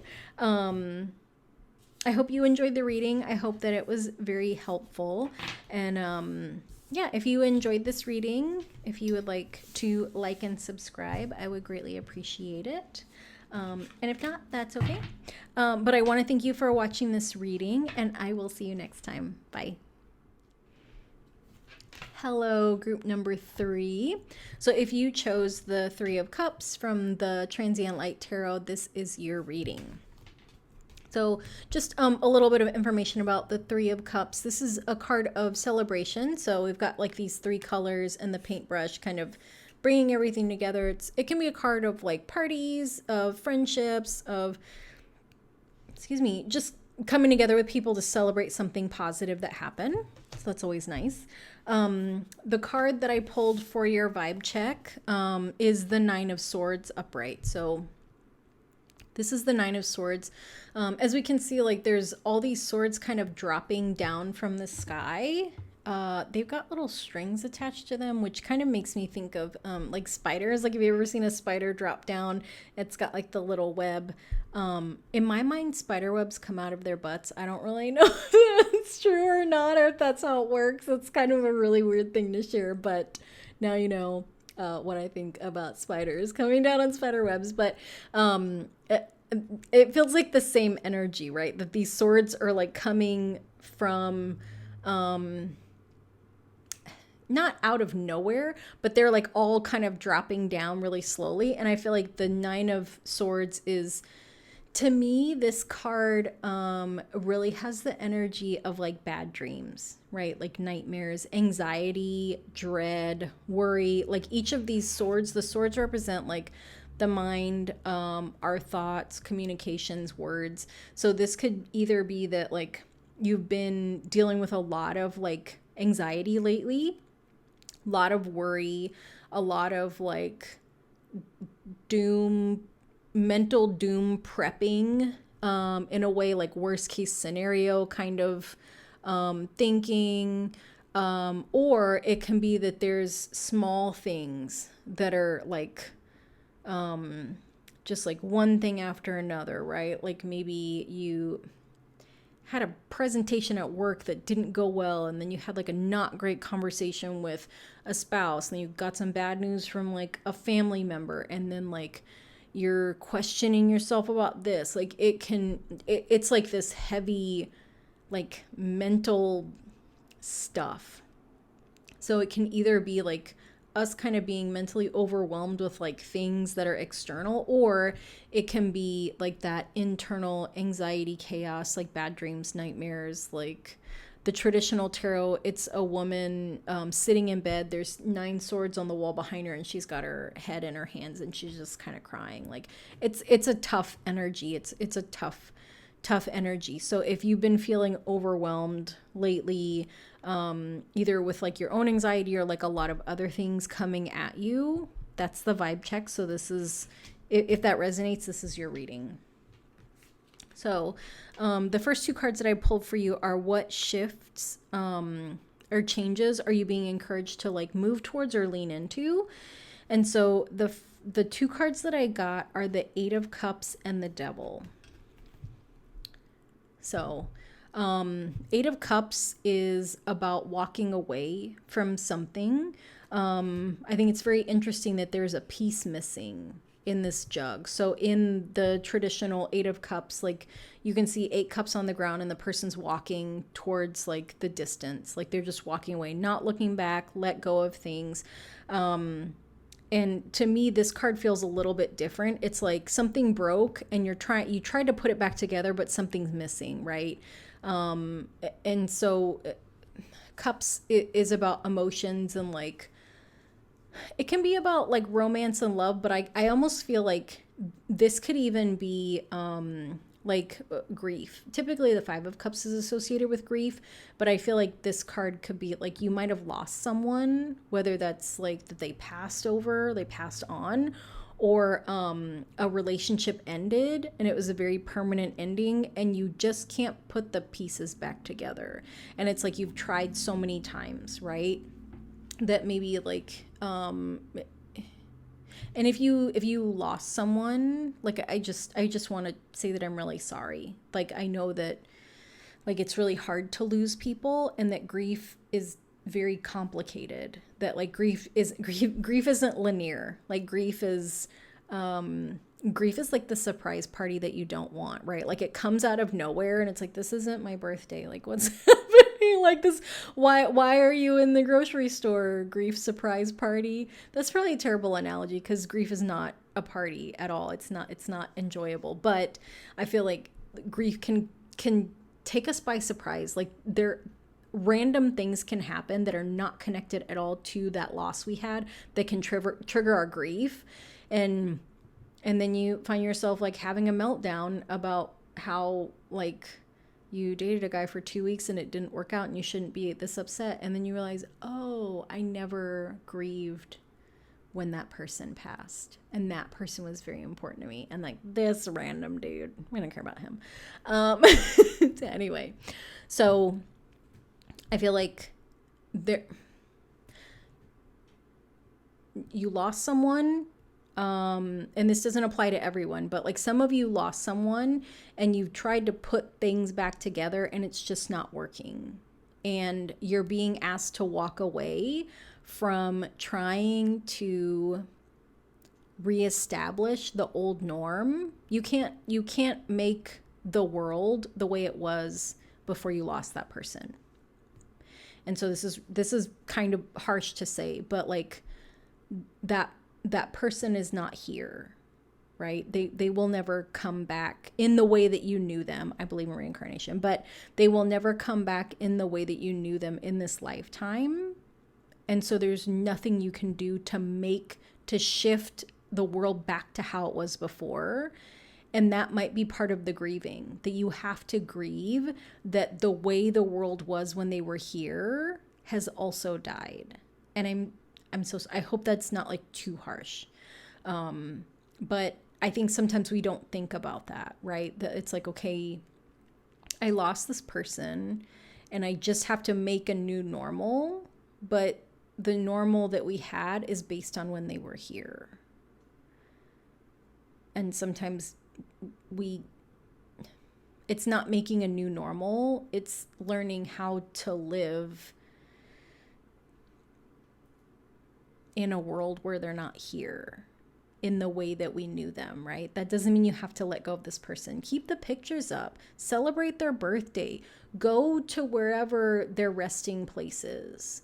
Like invite their spirit into like the decisions that you make, but the way that you live your tangible life, like you have to change that, right? That like, and this is like a really weird example, but like if they had a favorite food, like, okay, the thing that's coming to my mind is a barbecue. And it's like, we always got steak for such and such. And they're the only ones that ever ate this type of steak. Like you're not going to buy it because no one's going to eat it.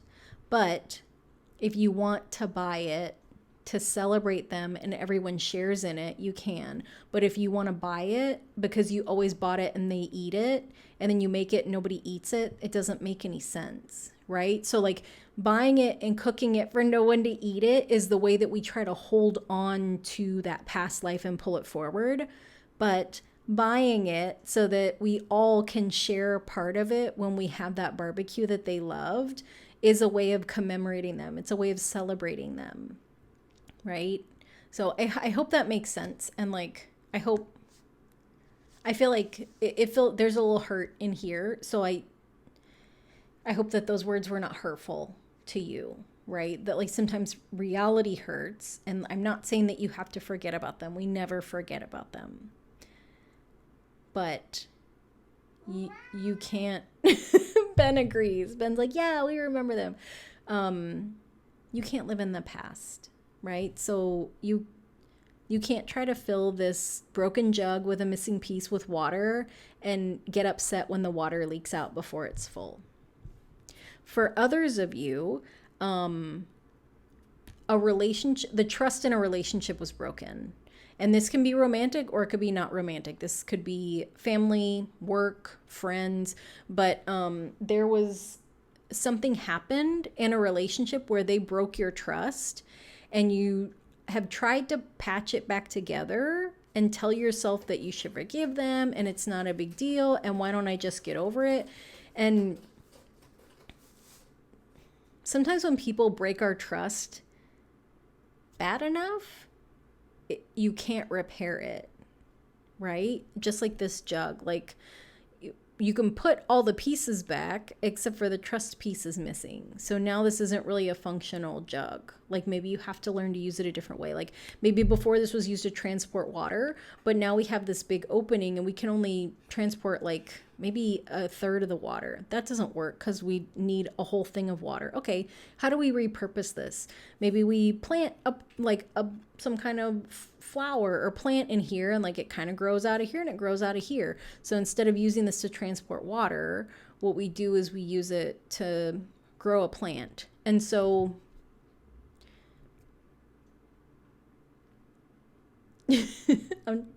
my brain is saying repurpose the relationship, which doesn't make sense.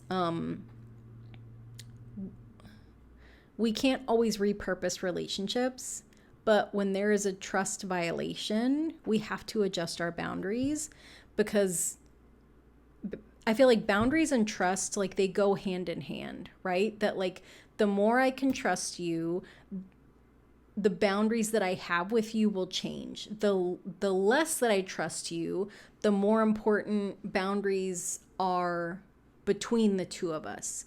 And so what this can look like is if there's a trust violation with someone that you work with, maybe you just don't share things with them, right? And this can be like you were working on a project and like you were going to pitch something and you shared it with them, and then they kind of stole the idea and created their own thing and pitched it before you and got promoted. And how do you, like, what do you do with that, right? Because it's like you can't say anything. So if you're like, actually that was my idea first, then you sound petty and jealous, even if it's true. And then also like you don't want for someone to lose their job because they're a liar and they stole your idea. It's like a lose-lose situation, right? So maybe the best thing is that like you decide you're not going to work there anymore, or you just don't want to talk to that person. You know what? Good for you. You stole my idea. You got a promotion. Best of luck to you. What I will say is that the truth, everybody's truth comes out over time. And so like the people that steal ideas, the people that share your words as if they are their own, over like the thoughts and the words that we create from our minds are so unique, and that when people copy our work, they can photocopy it, but eventually like people don't want to photocopy. People want that unique work. And when you steal what's not your own idea that you haven't came up with, like you can't recreate that. And so that's what I mean when I say like everybody's truth comes out over time. Like if somebody has stolen your intellectual property and they're benefiting from stealing it, eventually like that resource is going to run out because people want more, they want new, they want the next version. And it's like you can't create a part 2 when you didn't create the part 1. So, with intimate relationships, like the 8 of Cups is walking away. Like some of you might be walking away from a relationship, and that is the thing you're being encouraged to like move on from, right? That like you have to leave this behind to go somewhere else. This could be true of even some of you with family stuff, like you might be moving away. Like if you've always lived in like your hometown, you might be moving away because it's too hard to tell your family that you can't be around them all the time. But It's easier to say like, oh, I'm moving to take this job, it's a promotion. Or like, oh, I've always wanted to live here. You guys know I've always wanted to live here. And like, now is the time to go. So walking away from something, letting go of something, moving towards like a new way. No, moving away from the things that are painful. That's what you're being encouraged to like lean into. And then that second card that came up was the Devil. And so with this Devil card, we got the snake, you know, and typically snakes are seen as a little bit sinister, like kind of negative energy. And that's not my favorite. I really like the animal medicine of snakes, like the spiritual medicine of snakes, because it's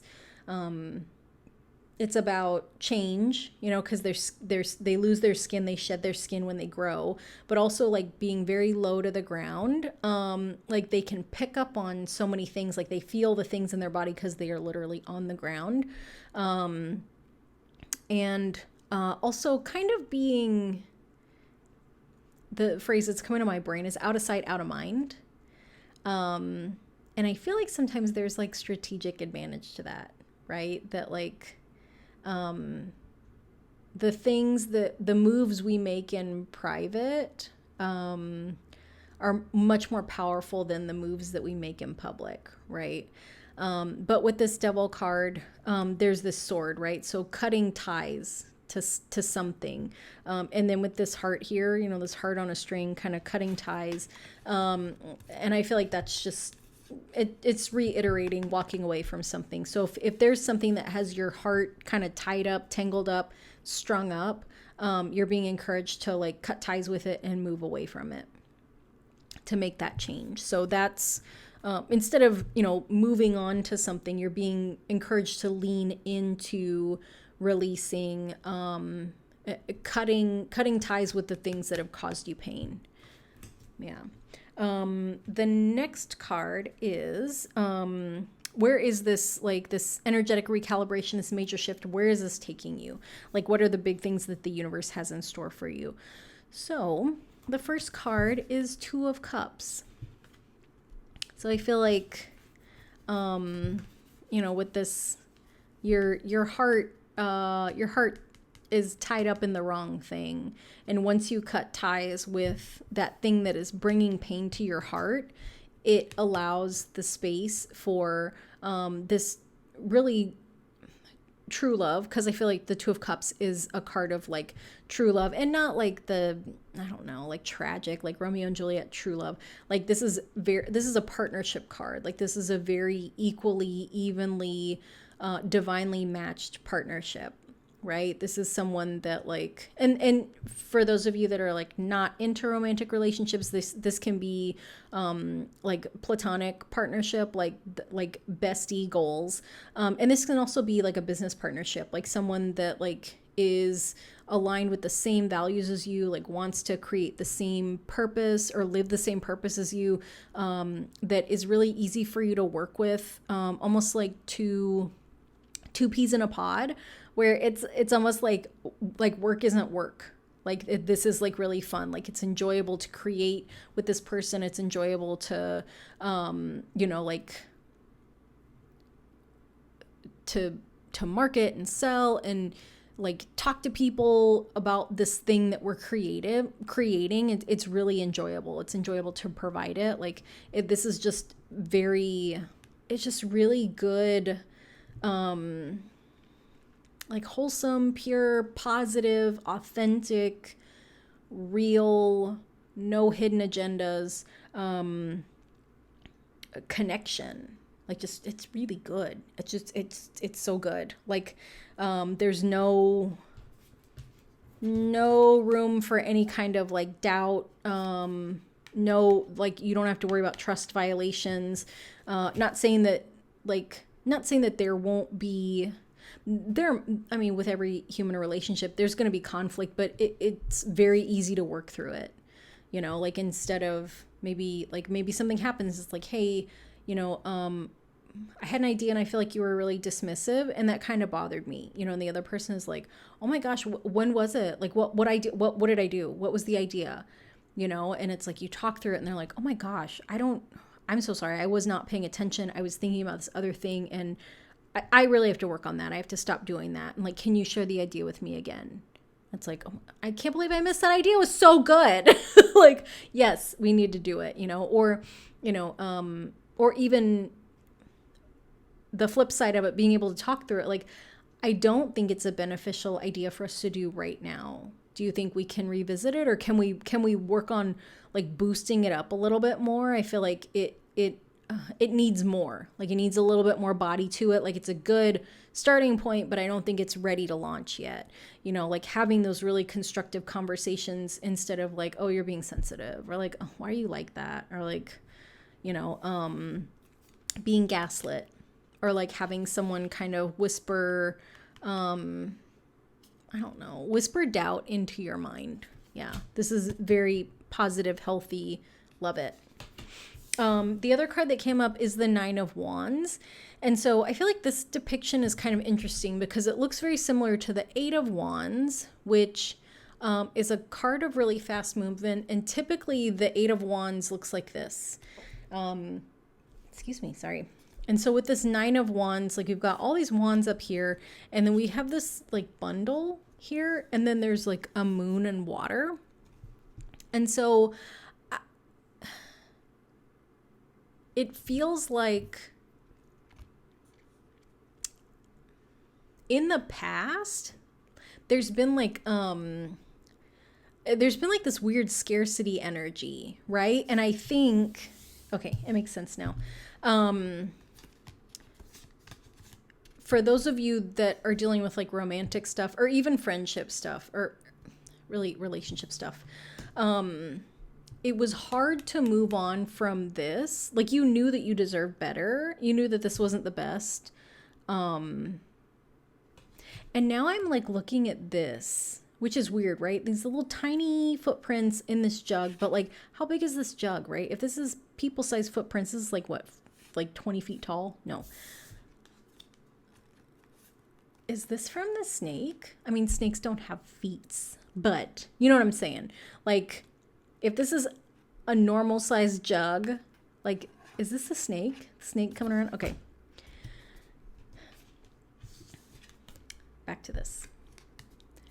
You are struggling to let go of the relationships that hurt you because in your mind, this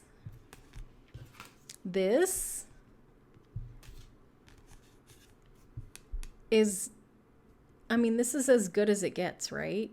Like that scarcity tells you like, you don't want to break up and try to find someone new. There's not great people out there. This scarcity says,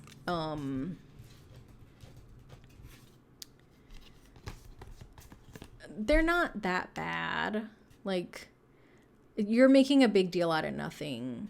Like, it, you know, everybody makes mistakes. Like, people break trust all the time. It's not a big deal. Get over it.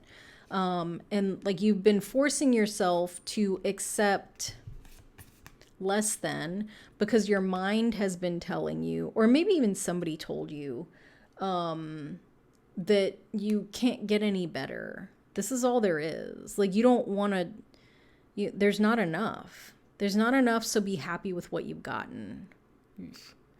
And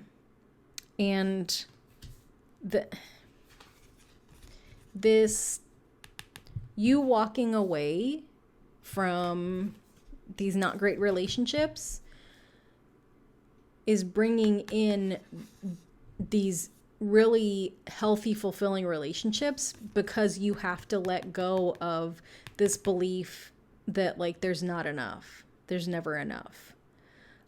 This is blocking you from a lot of things. And I think because relationships are so significant to you, Three of Cups, I think because relationships are so significant to you, the universe is like, I have to meet you where you are. I have to speak your language so you understand. So I will bring in this really significant relationship so that it shifts you out of this belief that there's not enough or this is as good as it gets. Because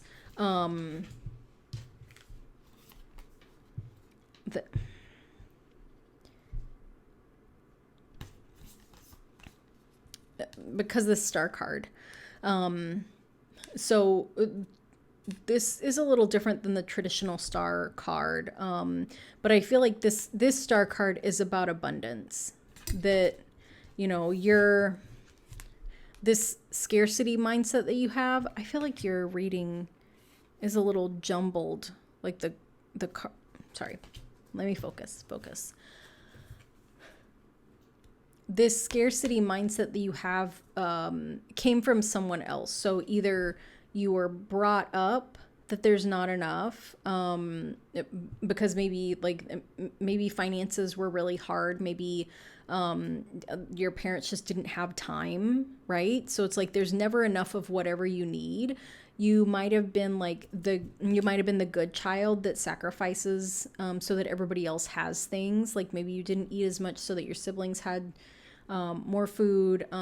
Maybe you didn't ask for things because you understood that your parents, they had a lot of pressures on them. So to be the good kid, you just didn't need things.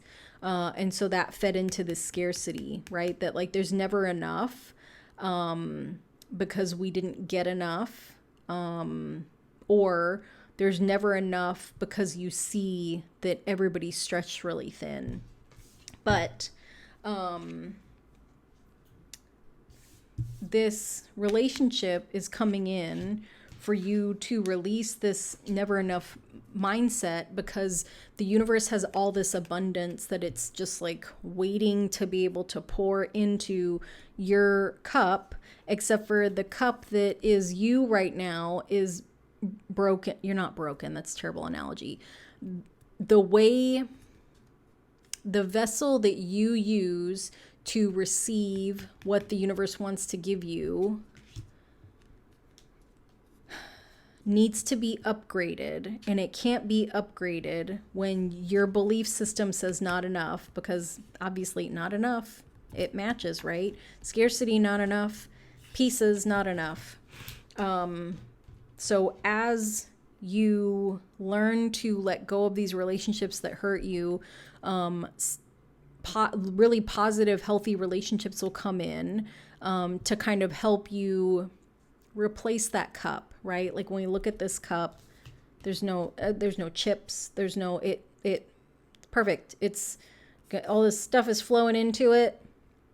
It's able to hold as much, and then you drink it and it's empty, more comes in, because the universe has all of this, that it's look at this, it's trying to pour this in, but you're holding on to this. You're like, no, this is the best jug ever. It works perfect. And no, we don't. You don't. Cut it loose. Cut that jug.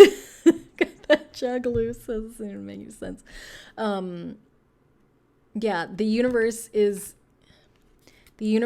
bringing you in really healthy relationships to help restore you, so that it can pour into, it can abundantly give you everything that you have been wanting, everything that you know that you deserve, but you're not quite ready to acknowledge that you know you deserve it. Like there's a part of you that's like, heck yeah, I deserve to have a jug that holds all of the liquid, but you won't say that out loud, right? Like you wouldn't, you might say it to people like, oh, I'm so tired of things being hard, but you're not at a place where you're like, fuck yeah, I deserve crystal wine glasses so the universe can pour all its love in there. I could drink as much as I want.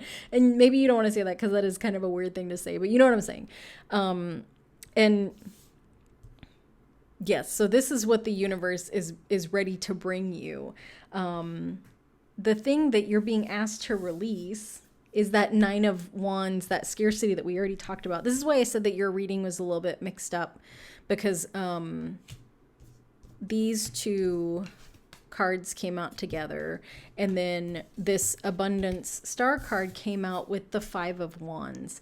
And so, right, 5 of Wands, yes. So 5 of Wands is a card of, it's a card of drama sometimes, but I feel like this is really a card of struggle for you, right? So like you've got these like 5 little bushels that are like, they're all lit up, but like, but why, right? Like, why are they on fire? Like, are you trying to start like a campfire? Are you trying to keep warm? Are you trying to cook something?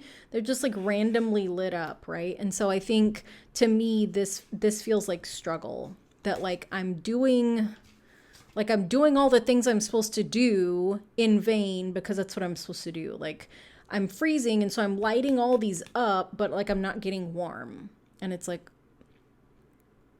it's almost like you're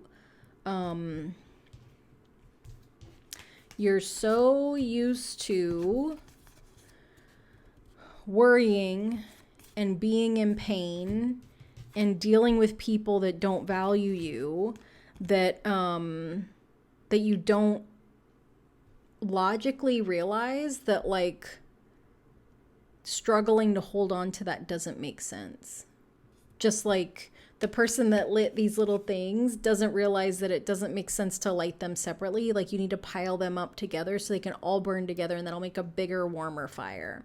It's like, well, fire is warmth, and I'm just lighting as many things on fire as I can to stay warm. It's like doing things in vain.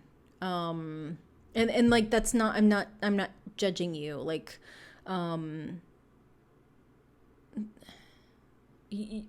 you didn't know any better. Like you're doing the best that you can with what you have right now. And like nobody taught you how to make a fire, right? Somebody just taught you that fire equals warm. You're like, okay, I'm cold. I need to be warm. Let me make more fire means more warm. That makes sense, right? From like a logistical, like A to B to C, like that makes sense. But in the way that like fire works, like maybe nobody taught you about fire, and that like the bigger the fire you have, the warmer it is, versus the more fire you have, the more warm you have. Like not exactly, right? And so like you've been doing the best that you can with what you have. And I feel like, to go back to like what we talked about, grief, whether you lost someone or you're like letting go of a relationship, or you've lost a relationship, like I feel like grief is something that like it's been there. Like we talk about it like, oh, you lose someone and there's grief. Excuse me. But I think that like the complexity of grief and like the social support around getting help with grief, like that hasn't always been there, right? And so like I was married a very long time ago, and I got divorced a very long time ago, and I remember I was seeing the marriage counselor that we were both going to after we got divorced, and like I knew that the divorce was the best thing for me, but there was a lot of like sadness, and it was really hard to deal with. And so one of the things that she said to me was that like I was grieving. And I was like, what do you mean I'm grieving? She was like, you're grieving the death of your marriage. And it was like, oh, like it didn't even dawn on me that like when I got divorced, that meant my marriage died, right? Because it was like, okay, this like the marriage isn't like a living, breathing thing. It's this sounds really cold. It was a contract. It was a legal agreement, right?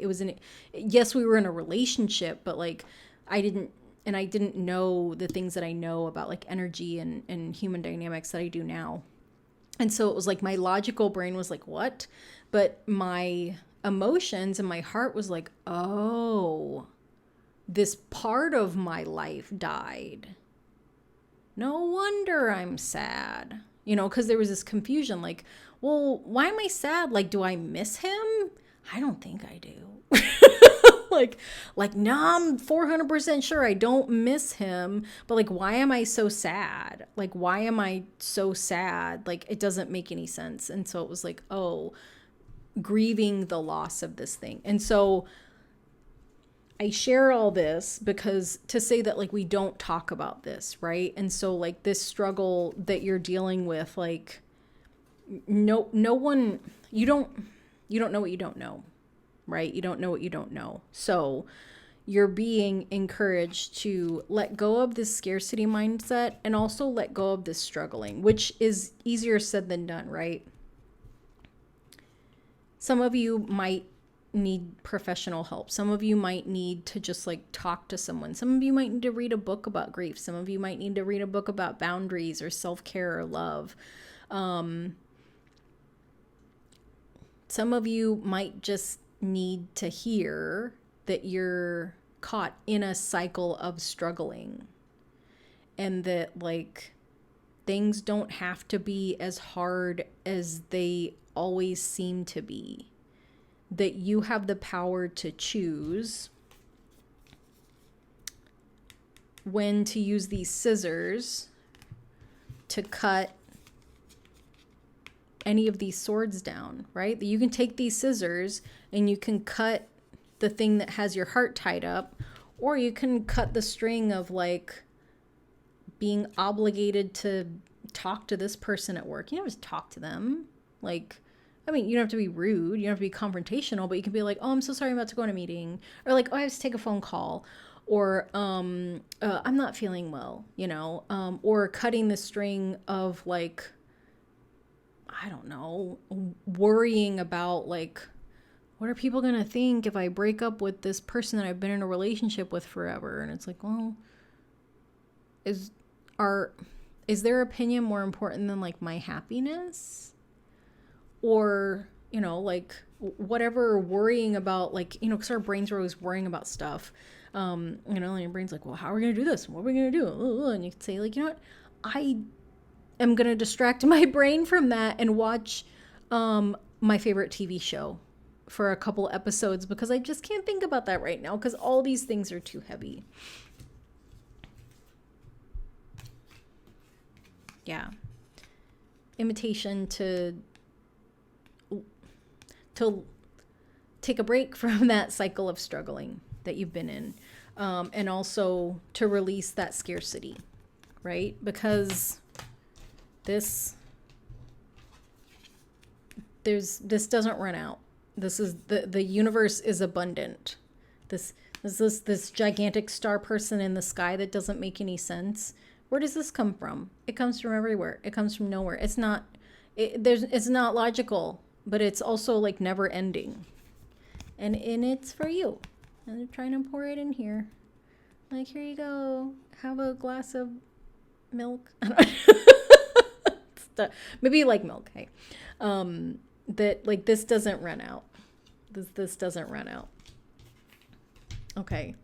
So the 3 oracle cards that I have for you. The first one is this Sun in Taurus, which is acquisition, which is a 2. Where's my very much matching with this 2 of Cups, right? So we have this partnership, you know, those hearts, little snaky babies. You know, but these are up. This one down, you know, down like it's, this one's coming for your heart. This one's up like they're having a party, or I don't know. I feel like it's more positive. Yeah, these little hearts, compass, direction. This looks like, I mean, whatever your gender is, whatever your orientation is, like it's obvious that these 2 are like, they're evenly matched, right? They're both looking at each other. They're engaged, like physically engaged with each other, you know, like he's got his arm out. Yeah, he's got his arm out for her to hold on to. They're standing very close. This is very, very, very much matching with this 2 of Cups. I love it. Also, this acquisition, like I like that because the words are fun, you know, because like acquisition is like, it's acquiring something, right? It's not taking it. It's not stealing it. It's not tricking someone into it. It's not damaging it. Like acquiring it is, obtaining something by the proper means. Like the energy of it is very positive, which I feel like really matches like I was talking about, like that pure wholesomeness of this connection. There's an agreement, right, in this relationship. It's not like him saying you got to be with me or her manipulating him. It's a union. It's an agreement. Like, you know, an acquisition is that like I agree to compensate you this amount of money in return for this product, service, good, whatever. Like there's an agreement. No bargaining, no haggling, no manipulating. I really like this, obviously. Okay, so the next card is Friendship, which has 3 people on it. Just like our 3 of Cups from the beginning. You guys and girls and people. I love it. I love it. Lovely. Positive relationships. Healthy relationships. Oh, love it. Okay, and then the last one is the Starseed Oracle card, and the message is I'm sorry. Defenselessness, righting past wrongs, uprooting. Okay, so I feel like this is definitely tied into this. 8 of Cups. 8 of Cups can be guilt for walking away from something. So if you're guilt around cutting ties, because we can feel bad when we've been conditioned to like please other people. We can feel bad for choosing ourselves, right? We can feel bad for making changes that benefit us. And also, guilt is a part of grief, right? That like when we lose someone, there can be a part of our brain that's like, if I mourn them forever, then I don't have to feel bad for moving on, right? So if you have that guilt around like moving forward with your life after losing someone that you love, if you have that guilt in choosing to do what you want, which is also choosing not to do what other people want for you,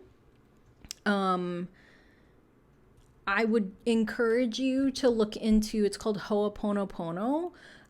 You can Google it, like it's like a very short phrase, or 4 very short phrases. I always say it in the wrong order, so forgive me, but it's I'm sorry, please forgive me, I love you, thank you. Those are the 4 phrases. I can't remember the order that they go in, but there is an order.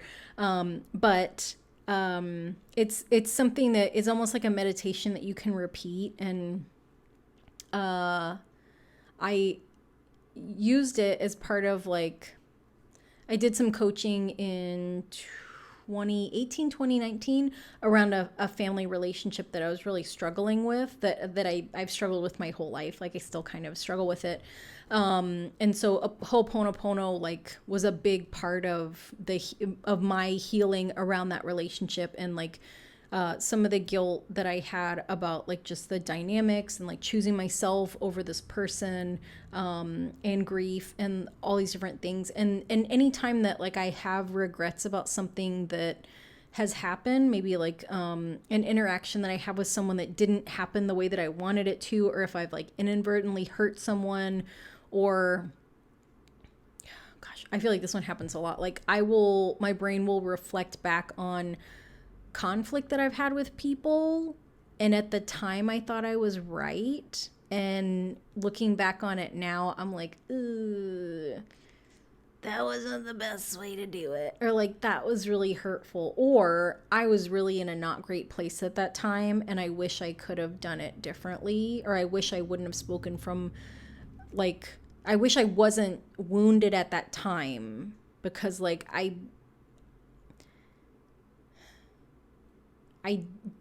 regret the things that I said as the version of who I was at that time. I feel like that's kind of so complex, but I feel like you understand, like if you're a human being, you understand that, right? That like, we all say things that we regret, and like Ho'oponopono is something that like, I'll just kind of recite it. You know, as like, it's almost like an attempt to like recalibrate the energetic damage that was done, right? That like I didn't say or do these things with malice, but I also wasn't as awake and aware as I am now. And I know that I caused harm to someone, and maybe I'm not in contact with them, or even if I ask for forgiveness now, like that's not what either of us need. I don't need you to forgive me. I need to, maybe it's like paying energetic penance in a weird way. Yeah, but it's like, I know I was wrong, and I want to ask for your forgiveness, and I love you, and I'm sorry, and thank you, just for having the opportunity to say this, or to kind of verbalize this, or put this out there, or do this practice. But yeah, Ho'oponopono. Okay. Sorry, that was a lot. Yeah, so group number 3, that's been your reading. I hope that this was helpful. Like I know that like the change that you're going through is that that's a tricky one, right? It's a big change. And so I hope that you will be gentle with yourself. I hope that you will like seek out any kind of support that you need, any kind of support that would be helpful for you. And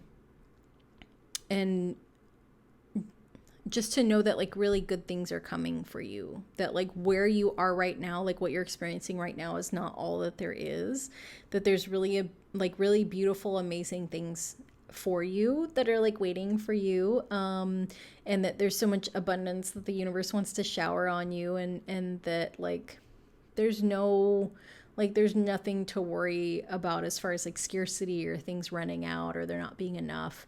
And if I could give you any advice, maybe like do a little bit of nothing, you know, like it's hard when you're on like the struggle cycle, 'cause it's like everything's hard all the time. And it can be hard to let go of that. Like it becomes normal, and, you know, maybe just try on doing a little bit of nothing, you know, for like, I don't know, an hour, like just giving yourself like some time and space for like ease, and just like letting something be easy for an hour. Like everything doesn't have to be hard. But yeah, so group number 3, that was your reading. If you enjoyed it, if you would like to hit that like button and subscribe, I would be very appreciative. So thank you so much for watching, and I'll see you next time. Bye. Hello, group number 4. So if you picked this friendliness card, also the 2 of Cups, this is your reading. So I really like this card. This is from the Osho Zen Tarot. And I think my favorite part about it is like how the leaves come together, and it makes like this pretty little like orange color, right? Like they're kind of like meshing, you know, that like when we have those really like positive relationships, and like we get to share who we are with people, and like a little bit of them blends with like a little bit of us, and there's like this kind of fun thing that happens, right? Where like we get to like learn things or share things, or just like we have a friend that we're like a big weirdo with, and we just like share laughs and stuff. Yeah, I don't know, I just really, it's such a nice card, like friendliness. Okay, so your vibe check card is Existence, which is the Magician. So when we look at this card, oh, sorry, I kicked my desk. When we look at this card, like the Magician is the creator, right? That the Magician can create anything. But also we have like this little solitary person, which is like on this giant like lily pad leaf. But that like, it feels like this sense of like awe and wonder that like, okay, I can manifest whatever I want, but like also like I'm a creation.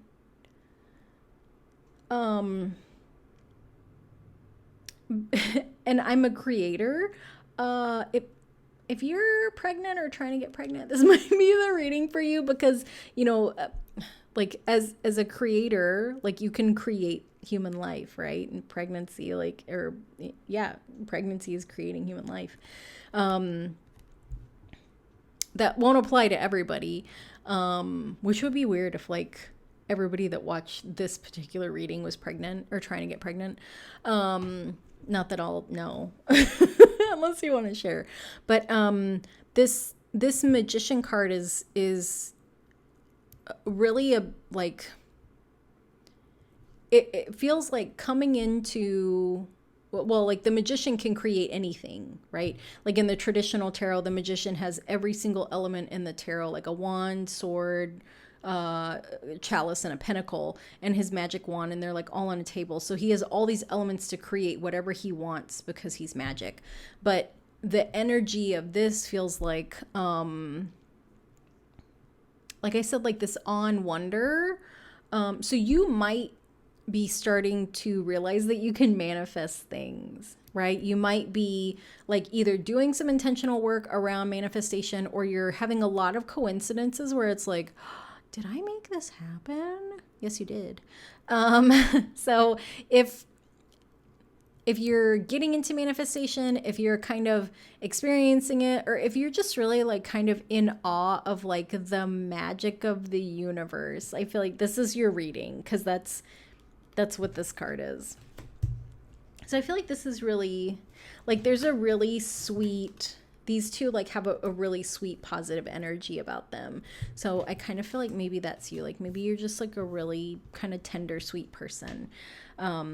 Okay, so the first question is, what shifts are you being encouraged to lean into or move towards?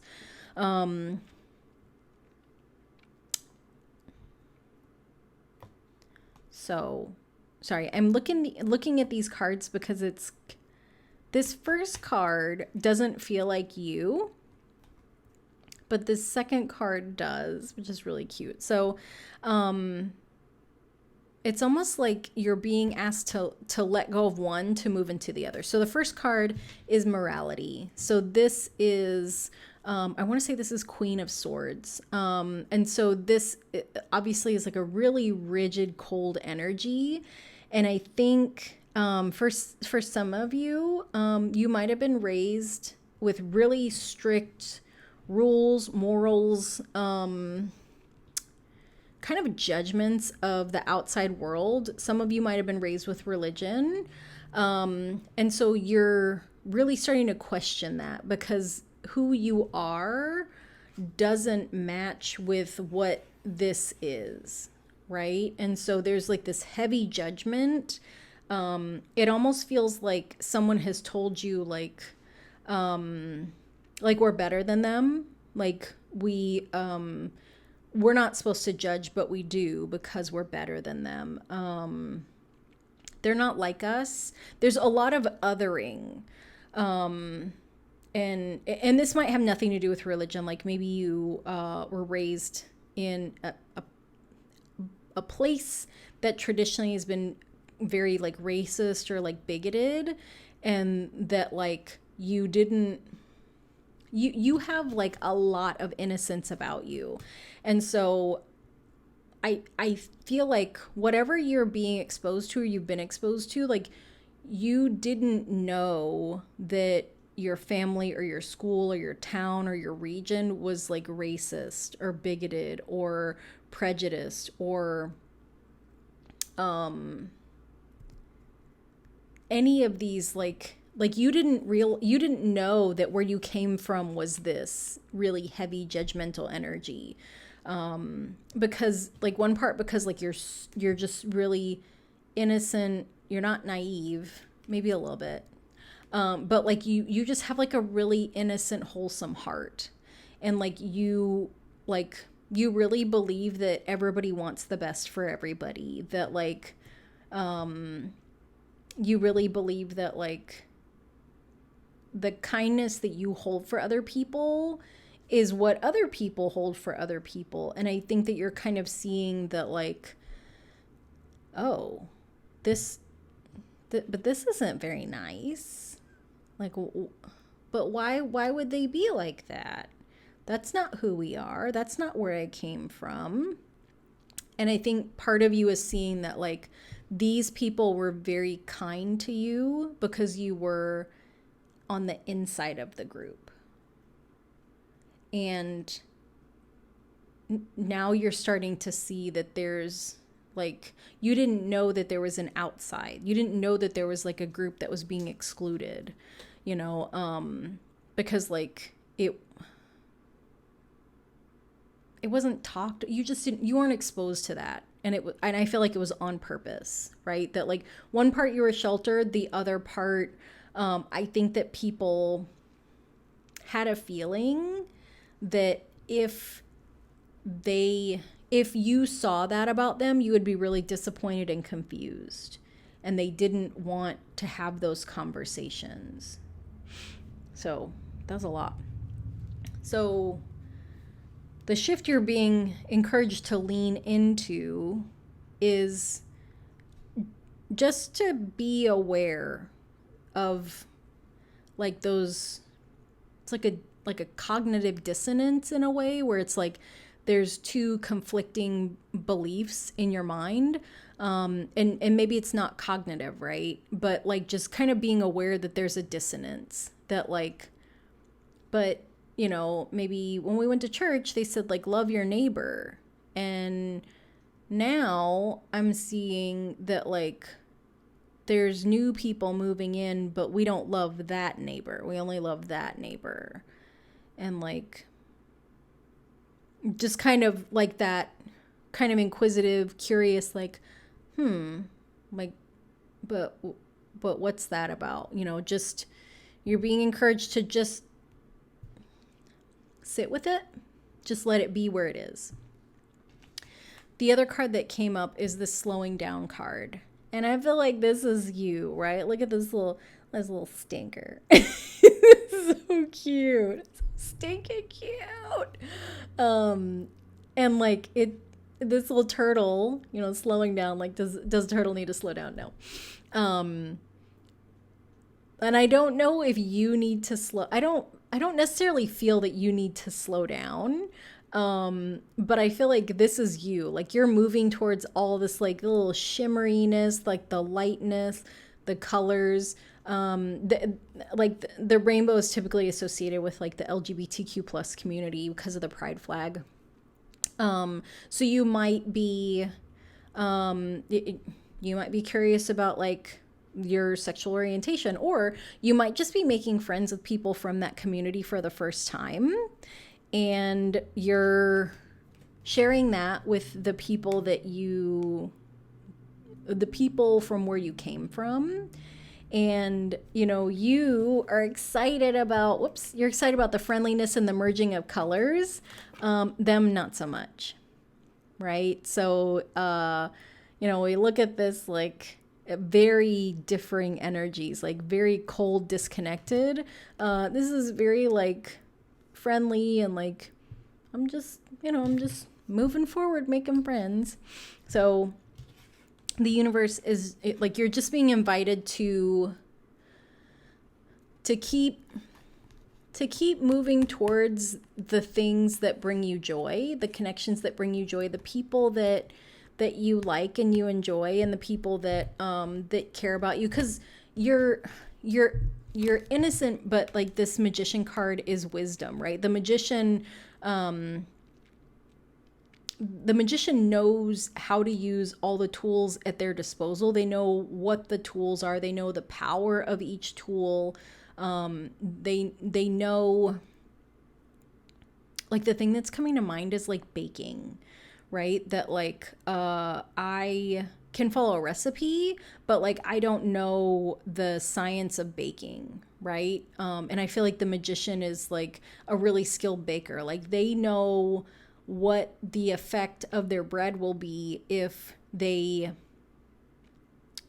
add too much liquid or don't add enough liquid to their dough. Like, they know what the effect will be if they bake a cake at this temperature versus this temperature, right? So you are the magician. So, like, you a lot of people see you as naive.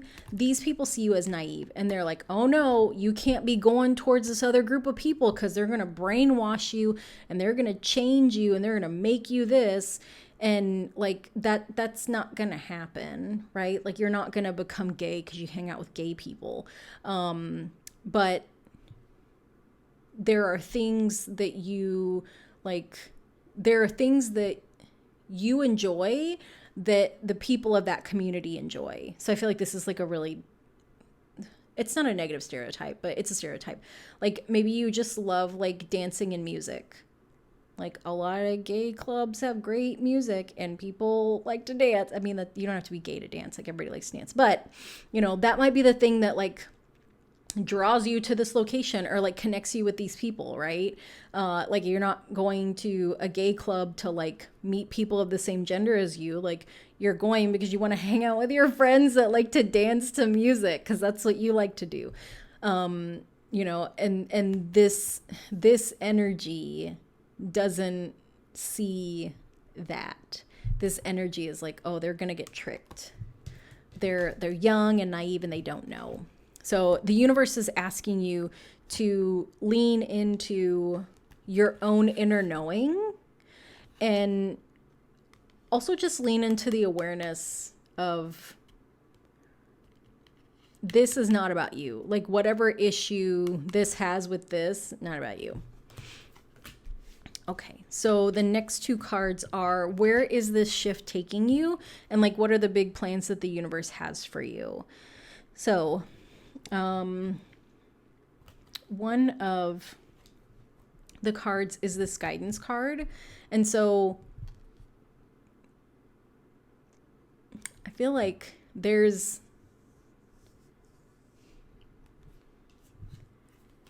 you're leaving this behind. You're saying goodbye to this, right? So like we've got this person here. They're looking away, but they're kind of holding on as this person flies off, right? These are both you. There's this old part of you that's very connected to this. And like kind of looking back on the past and like not wanting to let go of the past, but also like knowing that you have to like grow and fly and spread your wings. And like for you to grow, like you don't have to cut this out. Like you don't have to cut people off.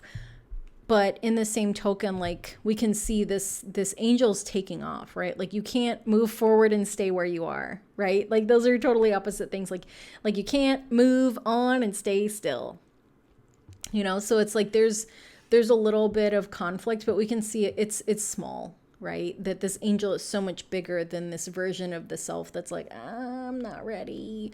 But also like seeing this hand like kind of down and open is like, I know I might not be ready, but I know that this is what needs to happen. And so like the universe is helping you grow and shift and change. But the next card that came up is the inner voice, which is the high priestess. So this first card it was, you know, the existence card, which is the magician, number 1, inner voice, high priestess, number 2. So like you're shifting, sometimes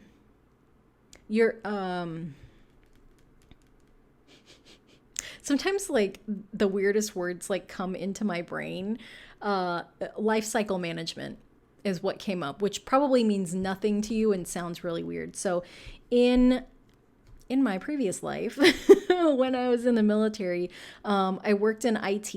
And so every so many years, like 4 years, 5 years, they have something called life cycle management for equipment, for IT equipment. I'm sure they do it for all kinds of equipment, but after 4 years, what you do is like you replenish all of your IT equipment, like let's say like all your laptops, right? Because technology becomes obsolete, which like if you have a smartphone, if you have an iPhone, like you know what that's like, right? Or if you have a laptop or really a video game console, I mean really anything, that like after a certain amount of time, like the manufacturer doesn't make updates or patches or whatever for it anymore, and like you have to replace that hardware. That's what life cycle management is like replenishing all of that stuff, all the laptops, all the servers, all whatever, printers, whatever.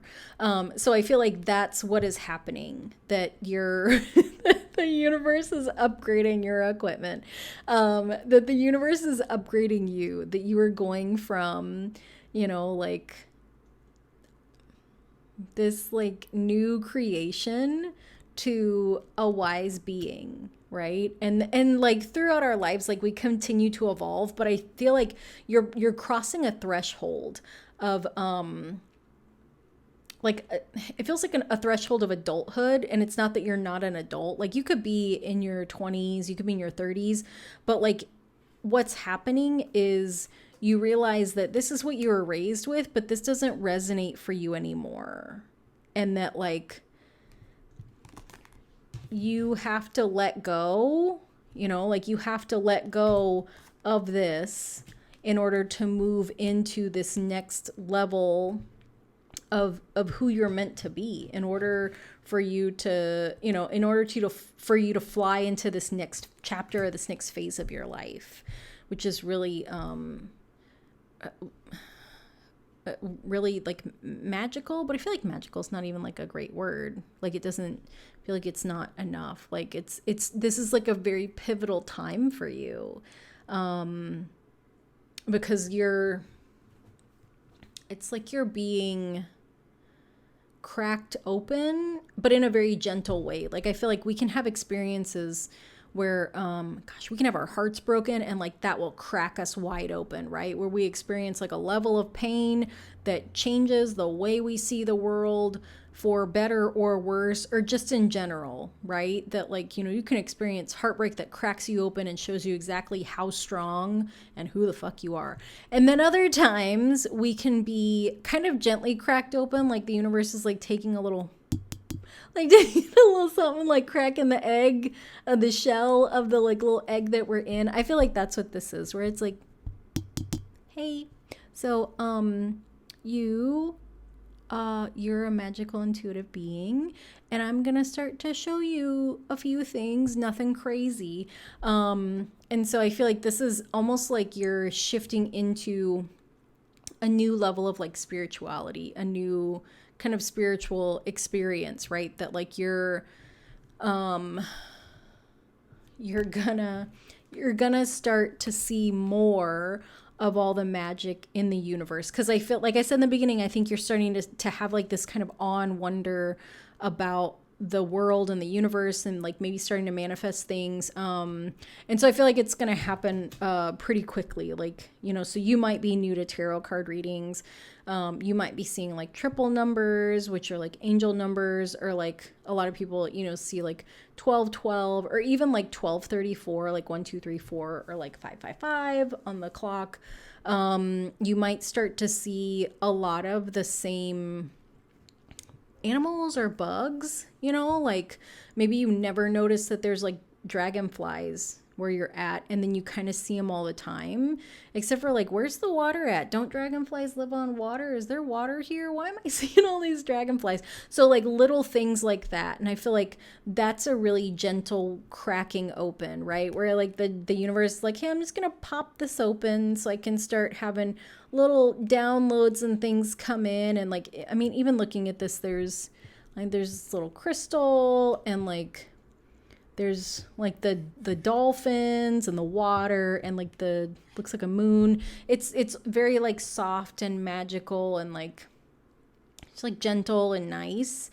But you're coming into like your spiritual awakening, which is really, I feel like it's lovely that it's like happening in such a gentle way, because that's not everybody's experience. So I'm so happy that that's your experience, because I feel like that is lovely. You can probably tell I'm laughing because that was not my experience. I was like, what's happening? Like, why is my life falling apart? Which is funny now because it's not falling apart anymore. But okay. So that was what the universe is encouraging you to, that is what the universe, like the shift that like that you're being called into, right? That like the universe is pulling you into that spiritual awakening because it wants for you to be open to receive all the things that it wants to provide you. But it's so early on that like you're just kind of your vessels or you're being kind of cracked open a little bit to start receiving things. And as you, I feel like sometimes like spiritual stuff is hard because like you like sometimes you share things and people are like, that lady's wacko, which I might be, but whatever. Once you start to like receive things, like your body has to recalibrate, right? So you're talking about energetic recalibration, that like you'll, this isn't like turning on a garden hose. This is, it's like strength training or like lifting weights where it's like you can't do, I don't know, you can't do leg day every day, right? And like also you can't do like leg day every day and then like you can't squat like, I don't know, 50 pounds Monday and then squat like 70 pounds Tuesday and then squat 90 pounds Wednesday, right? Like it doesn't, like your body needs rest and your muscles need to have time to like heal and grow and adjust to that weight. So like your spiritual awakening is the same way, right? Where it's like you'll have like you'll start to get little things and then you might start having like some weird physical symptoms. Like you can Google ascension symptoms and like they range, like everybody has different ones. I mean, there's like you can find lists of like what is common, and if you are interested and you can't find them, then let me know, but or like comment below. But like some common ascension symptoms are like that people kind of their sense of their body is off, and so what this looks like is like if you've ever like bumped into things that like sometimes this happens to me where I have like an island in my kitchen and it doesn't move, you know, and like I've lived here almost 5 years and there will be times that like I'll bump into it because like my body awareness is off. Another like some people have headaches, some people have like weird stomach things that happen. Like for me, when I first started to have my spiritual awakening, like one of the really common ascension symptoms that I had were that like my teeth would hurt, but it wasn't like toothache pain. It's like a weird pressure, but also like it, I don't know if this happens to everybody, but this is what it feels like to me. Like whenever you go to the dentist and they floss really hard and then like a couple hours after you leave, like your gums are kind of sore.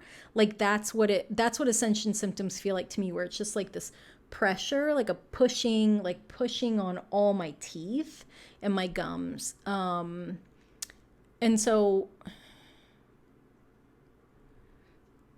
I share that because like, you know, like talking about like energetic recalibration, like these things, like you're not gonna go from like spiritually asleep to like spiritually awake, and like there's not like a fast track, right? Where there's like little things that come up where like you'll see small things and then like, you know, it'll kind of feel like it's like died down, you know, where it's like there's maybe like it feels like there's not really any activity, or maybe like you fall out of your spiritual practice, or like you don't have one yet, you haven't developed one, or like you haven't kind of met other spiritual people, and then like something will happen and then it'll kind of lull. And like, so I'm saying all that because I think sometimes people will have a spiritual awakening and then they just go like balls to the wall and they're like, I saw 1111 and I got a tarot card reading and now I'm going to go to the Amazon and do ayahuasca and like shit my brains out in a tent in the Amazon with a bunch of strangers I don't know. But I mean, like, hey, it's your life and your money and you could do whatever you want. But I say all that because I think because there's like this innocence about you, and there's like this wonder that you have for things, but like you're awakening doesn't have to look like everybody else's, and it doesn't have to happen on anybody's timeline. And each of our paths unfold the way that they're meant to unfold. Okay, so we'll let that one go. And I hope that makes sense. But if you really want to go to the Amazon and do ayahuasca and go through all that, more power to you. That's not my jam. Okay, so the next question is what you're being asked to release, and there's actually 3 cards that came out for this, which is kind of interesting. So the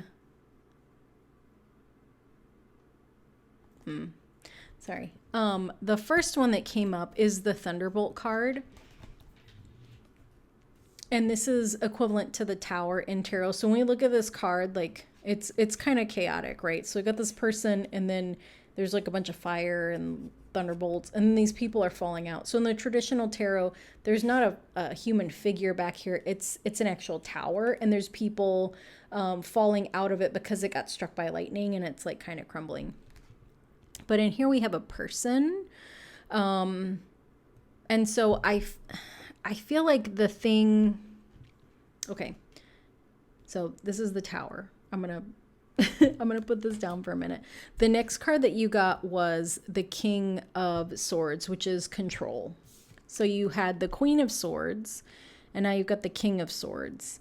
And then the next, excuse me, the next card that came up is the Consciousness card.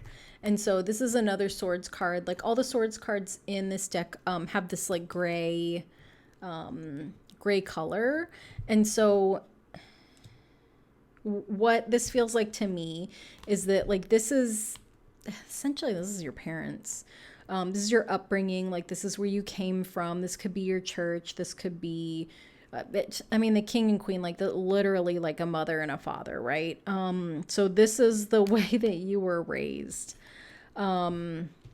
This consciousness depicted by a Buddha, I'm gonna venture to say that this is that you were not raised Buddhist. I could be wrong. But I feel like this is the spirituality that you're moving into, that you're curious about. It's driving a wedge between you and your parents that raised you with different values, morals, upbringing. And that's going to create some conflict. What you're being called to release, you're not being called to release your parents. You're not being called to release like your consciousness. What you're being called to release is any kind of guilt, fear. It's like big fear. Like there's big fear that you're gonna disappoint this person. Big fear that you're gonna get disowned by this person, which I feel like is a very, unfortunately, like in this day and age, like that's a very legitimate fear. And I'm sorry that feeling is there. And like I can't tell you what's gonna happen with these two as you kind of move into your spiritual awakening, which is like the this is slowing down, but I feel like this is really go slowly. But what I do know is you're moving towards this new you're moving towards spirituality, like with like a really pure heart, right? Like this is an angel. Like you're not moving towards spirituality like to spite your parents. You're not doing it as an act of rebellion. Like I feel like you're genuinely curious, and you're learning things, and they just happen to look different than the way that you were raised. And I feel like if you can hold on to that, that if you can hold on to your really like sweet, pure heart, that, you know, that you're following,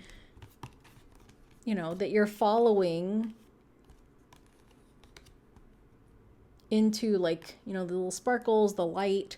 If you can hold on to that love, because love is what you're following, right? That like your spiritual awakening is triggered by like love and joy. That like the people that you're meeting, the people that you're interacting with, is because they have a lot of love and joy. Like that's what's drawing you to them, because it's a match, right? It's like these two trees are growing next to each other because they're the same type of tree and they take the same type of soil and they're in the same kind of conditions where they can both grow. They look like two pretty different trees, right? Like different colors, but they're attracted to the same things, and that's why they're able to grow and flourish.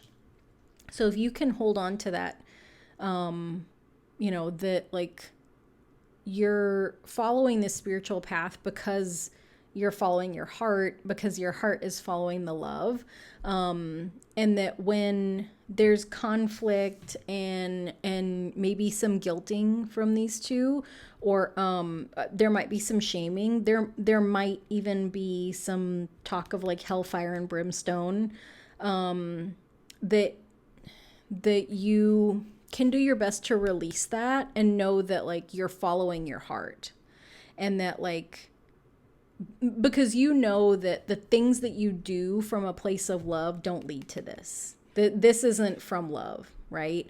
Not to say that like the universe like is punishing us when we have a tower moment.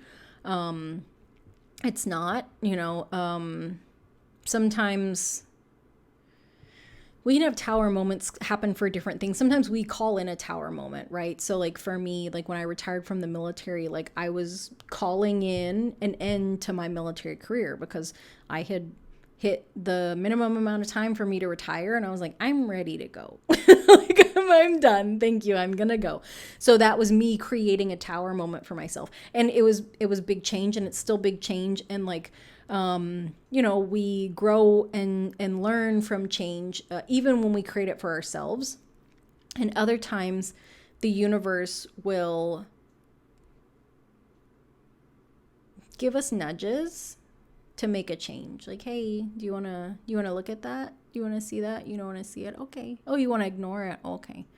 Well, for you to grow and progress and move forward, like, we got to get that tower out of the way. So I'm just going to strike it down with some lightning bolts, or maybe I'll just like hit it and set it on fire. So it's not destroyed, but you can't live there for a while. So then you got to go out and do other things. And then other times it's like, okay, we're just going to earthquake it and demolish the whole thing.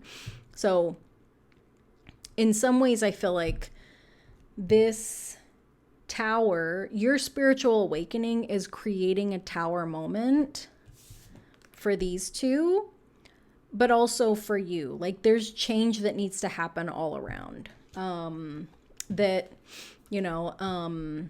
That this, you came from this, which is very like cold and rigid. And I mean, these cards are like control and morality, right? Like, control. A lot of people feel like control is safety. And I think in the same way, like morality and judgment can also feel like safety, right? Like if I am just above reproach, then I'm safe.